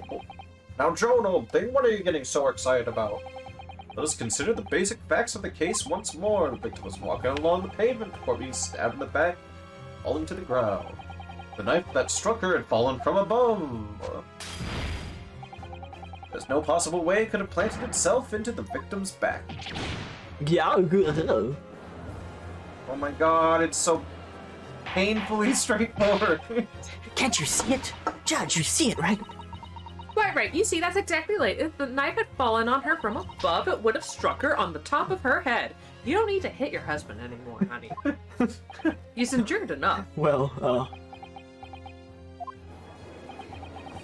he's lost for a while. I knew it. I never liked this theory in the first place. What really did happen? It would appear the defense has made a rather spectacular blunder. Spectacular indeed. Theory has even one inconsistency it cannot stand. Your theory, my learned friend, is history. Oh my god, it's getting so dramatic. This is... We went so close, I could see the truth. You got Cosima, come to us, Bubby. Come on, They were in the right boyfriend. track. But now the way's been blocked completely by one simple book. Or in other words, We simply need to eliminate that one inconsistency and the theory will stand. Miss Susato. Man, it wasn't gonna be the boyfriend, it's just his girlfriend. Many friends. Many, many friends. You were caught off guard, that's all, and your mind went blank. But if the path you were on is indeed correct, then a way will present itself. The key to this is in the court record, I'm sure. All the information you need is there. She's saying it's obvious, stop being scared by him. Did you have nothing to say, my Nipponese friend? Well, your silence speaks volumes. A tacit acceptance that your theory is Is Fatally flawed. flawed. Faithfully Maud. Is it the beady eyes? Is it the darting eyes? No, he's still... Damn. This inconsistency doesn't mean I was on the wrong track. It means that I need to sharpen my mind and dig deeper for the truth. It's a test. Can you find the answer to the test in the book? Yes. If the knife fell on the victim from above, there's no way it could have hit her in the middle of her back. Under normal circumstances, that is. But she was doing Pilates underneath that window. What are you implying? Counsel! There's a piece of evidence in the court record that can explain this inconsistency, that can explain how the knife that fell from above could have pierced the victim's back. We already have the answer. Goodness! Utter madness. Surely this must be the last time. Counsel, present the evidence of which you speak. The last inconsistency, the final piece of the puzzle. If I can successfully make sense of this, the truth will be laid bare at last. The evidence that explains how the falling knife became lodged in the victim's back is... The armband! Armband, baby! No. Lock it in! The local map! No! The secondhand book receipt! No! The case file! No. The jackknife! No. The crime scene photograph updated! No. The crime scene photograph number 2! No. You can skip over the book, it's not important. Yeah, whatever. Yeah, whatever. The warrant card! No. The anniversary bouquet! No. The pipe! No. The fragment of metal! Yeah. No. Damn, Yes. we're all out. Oh, I guess it is the fragment of metal. This, the fourth book found at the scene, is the final piece of evidence the defense will present. First book. Is that not Mr. Garreteb's book?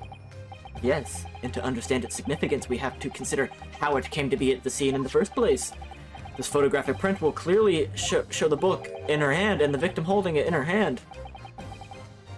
As we all now know, it was the police constable that put the book between her fingers like that. Quite so, as part of his wholesale transplanting of the crime scene to the opposite side of the road. That's true, however, as part of his testimony, Constable Beate made an extremely enlightening statement on that point. Extremely enlightening indeed.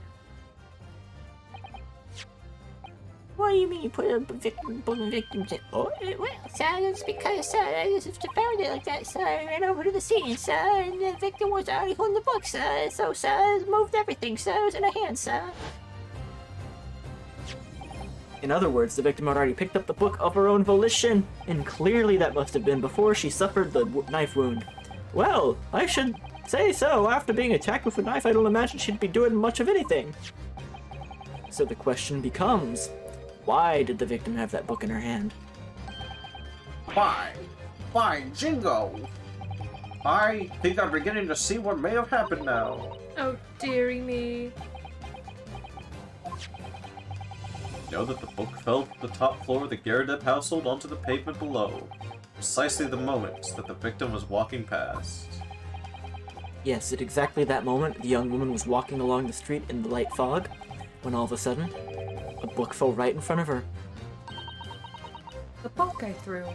Yes, Miss Garreteb, and what do you think the woman did? What would you do if you were walking along and suddenly a book landed in front of you on the pavement? Well, I can't really imagine it, but I suppose she might have reached down Oh, and picked the book up. Yes, that is exactly what the woman in fact did. She picked up the book. Oh. Oh, heavens! And when the woman reached down to pick the fallen book up, what position would her back have been in? That's right, facing the sky, completely and utterly defenseless. And at the very next moment, while the woman was still bent picking over the book, the next object fell from the room above, the jackknife straight into the middle of her back. And at the same time, walking by chance directly behind the screen, was the defendant, Mr. Soseki Natsume. Well, I never! It appeared to Mr. Natsume that the woman simply collapsed on the floor. In the dark and the fog, he didn't see the knife falling on her from above. but the other direction. Constable and his wife saw no one but the victim and her apparent attacker. So there was never a real culprit to run from the scene in the first place. No, this was nothing more than a series of unlikely events that culminated in an unfortunate accident. And that is the real truth behind the case.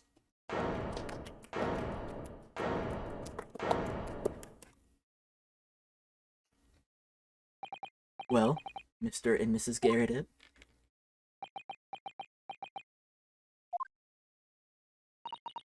The very first time you showed me that knife fight, I had my suspicions.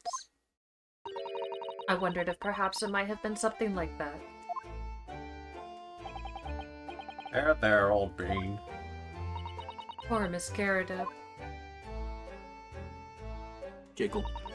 Of course, I never meant for anything of the sort to happen, but it was all my fault, wasn't it?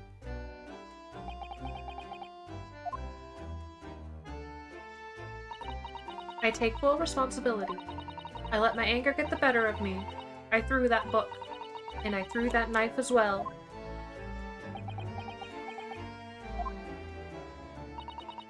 John, dear. Alright, I know.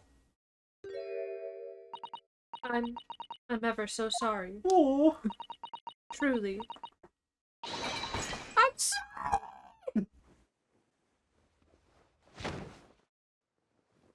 Oh!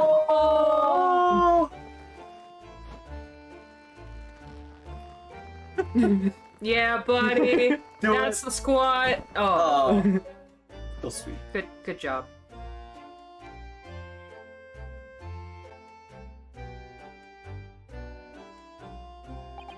Lord Van Zykes, what news of Miss Garrett? Taken to the infirmary, it would appear that today's events had left her in an especially flustered state. However, I believe she will recover in due course. There is no cause for concern. Yes, unbeknownst to themselves, they caused what would have easily been a terrible tragedy. They shall have to prepare themselves for the consequences of their actions. There is some good news, however, my lord. Just had word from the hospital where the victim is being treated. Her condition is improving steadily, and the doctor believes she will regain consciousness soon. It's strange. We've been talking about the victim all this time, but we've never once met her. How wonderful. The woman is out of danger, it seems. Yes, it is good news. Oh, Mr. Saseki Natsume. Yeah, you. Yes! On behalf of my fellow countrymen, I would like to take this opportunity to beg your pardon, sir. You came from your distant eastern homeland to study our great British culture, and have been repaid with immeasurable unkindness. Please accept our heartfelt apologies. And this $5 Denny's coupon! Yeah, it's like $3 on it.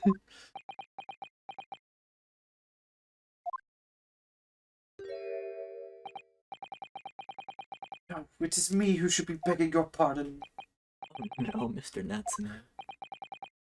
Evening, when the young woman just collapsed on the pavement before my eyes, I jumped to the wrong conclusion again in my confusion. What conclusion, sir? I was sure that the woman was dead. Yes, Constable Beate said the same thing, didn't he? He thought she had been killed too. I suppose she must have looked completely lifeless.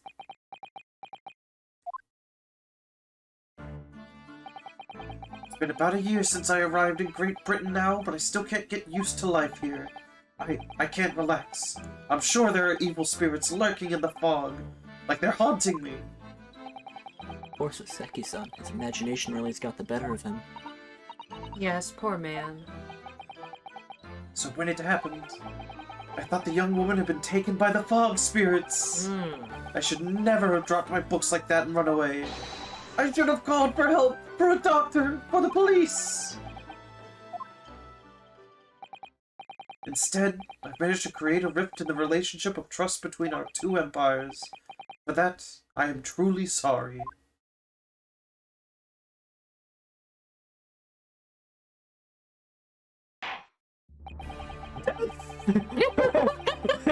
One could indeed say that some sort of mischievous spirit has been at work here, I think.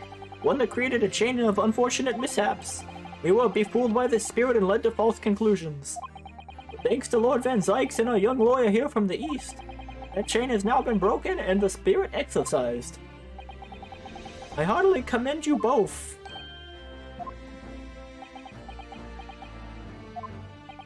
Now then, ladies and gentlemen of the jury. Yes, my lord. In concluding this trial, I must ask one time for your decision regarding the defendant's culpability. Are you ready to present your findings to the court? As the foreman of this jury, I can assure you that we've reached a fair and just conclusion. I do declare the truth can be extremely cruel at times. Well, I didn't suspect the woman next to me, that's for sure. sitting in for the old bean while she's out of action, you know? But I know what her decision would be. Does this mean I'll finally be able to get out here and start work? Well, it's about time. I say, I'll have a corker of a story to tell the grandchildren when I get home, won't I? Very well. Wow, I actually, like, very suddenly forgot his voice. Is it again? Ladies and gentlemen. Ladies and gentlemen of the jury, I hereby demand your final decisions, Mr. Foreman.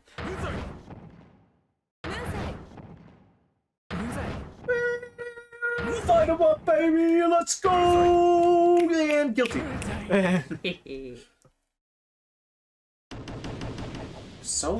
so organized about it. Yeah. They trained their whole lives for this moment to be on They got jury the timing duty. right. Hope one of the jurors shows up drunk and like sets the judge's wig on fire. Very well, Mr. Saseki Natsume. I hereby pronounce you not guilty. Woo! Launch the confetti! Now, if you'll excuse me, I need to go make sure Saseki dies in a tragic accident. And finally, Mr. Natsume. Yes, Lord, sir. You are now a free man once more. It is my hope that you will continue to further your education in British culture, and that you may never again be brought before me. Oh, yes, sir, of course. On my life, I swear I'll never set foot in a courtroom again. I'm transported to tears. Aww. Thank you, counsels. Court is adjourned. Yay! Woo! We fucking did it! With our kitty! Boogie! Widget. The old Bailey. The bends. And the chamber. Clap, clap. Oh, Locum. Wait, you mean me? Of course, is there another Locum here? Is there even one?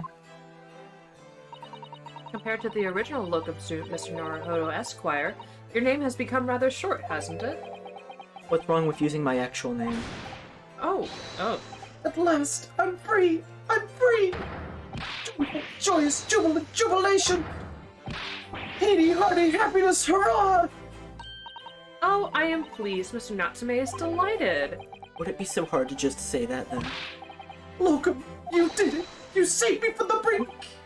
Well, that what happened to the poor woman was in no way your fault after all. I'm just glad everyone can see that now. No, not that. Lovely, loyal Locum lawyer. Bye, Christian. Have Yes? a good one, Christian. Bye, Christian. I mean, as I said before, I've just never got used to life here in Great Britain. Every time I look over my shoulder, I see foreigners. I see towering brick buildings. From high up windows, I see them looking down on me, laughing. Ooh, look at that little hunchback. Oh, dear, I'm sure it's all in your head, Mr. Natsume. But... Hey, you, Locum lawyer, gave my gloom the boot. You stood firm behind that baronial bench, behind all those babbling British. You battled to the bitter end, laying bare the baffling truth. When I beheld the blinding fireworks among the beams of the Bailey's roof, I bellowed, "Behold the best barrister ever born!" That's very flattering, and we're very pleased for you. This has given me a wonderful anecdote to recount to my old friends back in Japan. An anecdote? Is that what's to become of all my hard work? My dear fellow. There Apologize. Fuck. Every time they're keeping you waiting. I rose late this morning. Oh, Mr. Sholmes, what a pleasure to see you. I see I'm not here a moment too soon. A disaster has been averted, I'm glad to say. Oh, The trial shall begin presently, Mr. Naruhodo, and I wish you the very best of luck. It's just finished. What? No! That my haste was in vain? Ah, it's you! Sherlock Sholmes! Oh, have we met, sir? this is Mr. Natsume, the man you had just arrested. The man you had arrested, Mr. Sholmes. I see. I failed to recognize you at first. Our previous encounters have taken place in the gloom, either of your bleak lodgings or that prison cell. We couldn't place that curious face in the light. Turning. This is all your fault, Sherlock Sholmes! You're the reason I had to go through this terrible ordeal. I'm going to give you a piece of my mind! Say it. My apologies, sir, but I assure you I have placed you now. You're the fellow who abandoned that poor young lady and ran off, are you not? Ah! Had she been taken to the hospital more urgently? I feel perhaps she would have regained consciousness by now. Oh. But it was unavoidable, I'm sure. We are but human after all. Anyone would have been shaken by such an experience.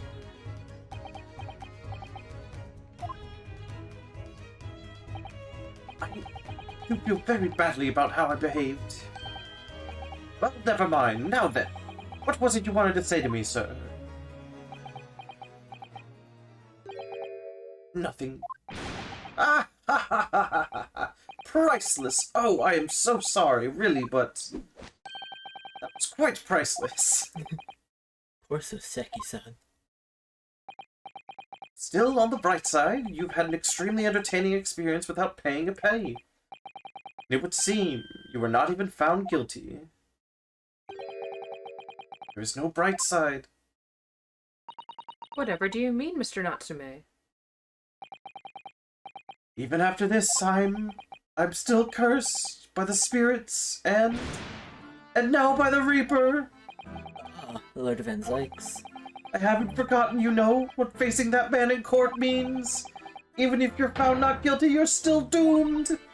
It will all be alright, Mr. Natsume. Hmm? If the Reaper appears trying to make trouble, I will protect you. Hi-ya! There it is. Yoink. With a perfectly executed Susato takedown. Now he's gonna fear for his life. Like, holy shit, he's going to kill Oh me. my god, he's dead! Much as I like being turned on my head, a bit of warning might be nicer next time, Miss Susato. I think that was plenty of warning, personally. Should have seen it coming. So, Mr. Natsume, what do you intend to do now? You mentioned something about recounting your experiences to your friends back in Japan.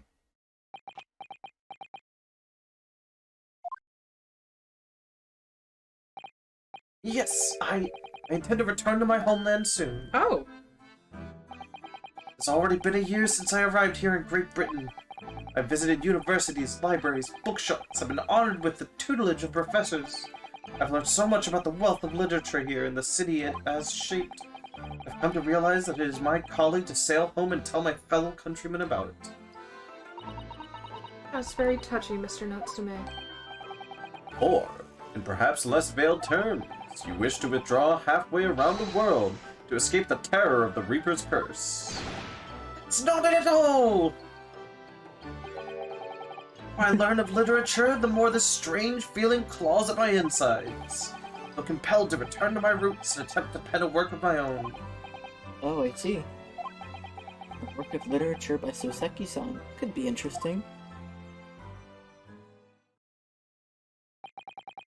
What about Miss Susato and yourself, Mr. Naruhodo? What about us? You returned to Japan alongside your mustache compatriot? Why would we? A week has not passed since we arrived in London. And only now does it feel as though we've finally found our feet. You are accommodated in a hotel at present, are you not? That's right, but we need to find lodgings before it bankrupts us. I've calculated we can only afford another 10 nights before our entire budget is exhausted. Well then, you can take my lodgings. Oh, the windowless room? Ah, for what it lacks in windows. More than makes up with a floor, a ceiling, and walls. Wow! It has a floor, a ceiling. 4, count them, 4 walls. Wow. Great. And of course, I'd be happy to leave behind the accursed evil spirits. Aww! Oh my, an evil spirit. For free? Oh yes. It tries to suffocate you while you sleep. It's an infallible wake-up call. We'll think about it, if that's alright. Perhaps I can offer a more welcome alternative. You consider taking lodgings with me? Really? No! Well, a vacancy has conveniently presented itself. Though it's up in the attic, I might add. Are you sure it isn't just a storage loft? I spoke with the landlady this very morning on the matter of price, and Iris is cleaning up the room as we speak. You must come at once. I presume you have no luggage to speak of? Oh, this is simply wonderful. What an honor to be invited to take lodgings in the great detective's office's attic. I'm too overcome for words. So suggesting we look elsewhere is out then. It's settled. Iris will prepare a welcome dinner this evening. And you must come too, Mr. Natsume. I insist. I don't know what to say, but thank you, and yes. Wonderful. Then I'll go and complete the paperwork for your formal release, Mr. Natsume. It shan't take long. Somebody's happy. Locum. I knew that you wouldn't let me down. I'm truly delighted to have met you here in London. Likewise, Mr. Natsume. It's been a privilege meeting you too. It's a shame we're going to have to say goodbye so soon. When you die. Yikes. Well, I've come to realize that I belong in Japan. But Locum, we'll meet again one day at my funeral. Yes, I'm sure. And hopefully by then I'll be a successful lawyer. You already are, buddy. Hopefully by then I'll be a successful author. He said the quiet part out loud. Well, my dear fellow, our carriage appears to have arrived. Shall we go, Mr. Naruhodo? Yes, Mr. Sholmes. I've little doubt Mr. Natsume will be released in time for dinner this evening.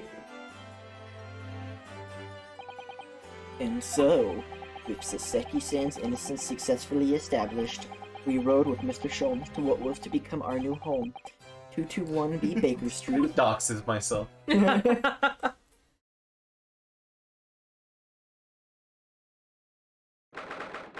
Cozy. It'll do. You know what? For an attic, it's not as bad as I thought it was going to be. And it has a window. Ooh. So this... It's to be our new office. Yes. our office. I rather like the sound of that. Me too. It's simply wonderful, isn't it? I hope you can see this, Cosmo. It's only a small step, but I'd like to think we're getting a little closer to your dream now. Nice going, bro. So, my dear fellows, do you like the place? Yeah? Okay, Poppy, alright. Hello, sir. Look at this man, Walter. He's gorgeous. He is. Are you gonna say hi to Boogie? Yeah. Are you taking her away, or are you sitting with us? No, I'm sitting. Yay!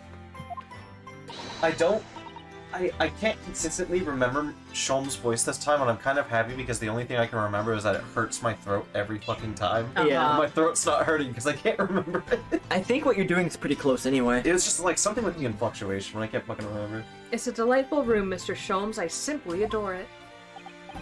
Good. Pleased to hear it. Iris and I are delighted to welcome you. I hope everyone's hungry. It's nearly time for dinner. We'll eat as soon as Mr. Natsume arrives. We have a lot to celebrate. Do you like this little girl? She reminds me of the young but really old lady from Breath of the Wild at the observatory. Nah. She's the Jimmy Neutron of Victorian London. Oh, interesting. Iris, you must let me help you. All right then, Susie. You can be in charge of the gun. Susie. Splendid.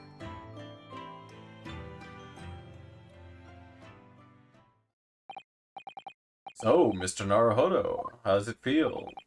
Have your own office in the capital. It's very exciting, actually. I can't help wondering what adventures await us. Ha ha ha ha ha. Those were precisely my sentiments when I first established my office at this premises. Until I discovered the dark truth about the city of London. Sorry. Oh, nothing. London is a glorious place full of wonder, opportunity, prosperity, and mirth. But the brightest of lights. Oh, shit. Oh my... Cast the darkest of shadows. Oh, is this where our fucking mission comes in? Shadows, what do you mean? Well, I believe you're well aware of the murkiness that lies behind London's facade already. So, once again, Mr. Naruhodo. Welcome to London.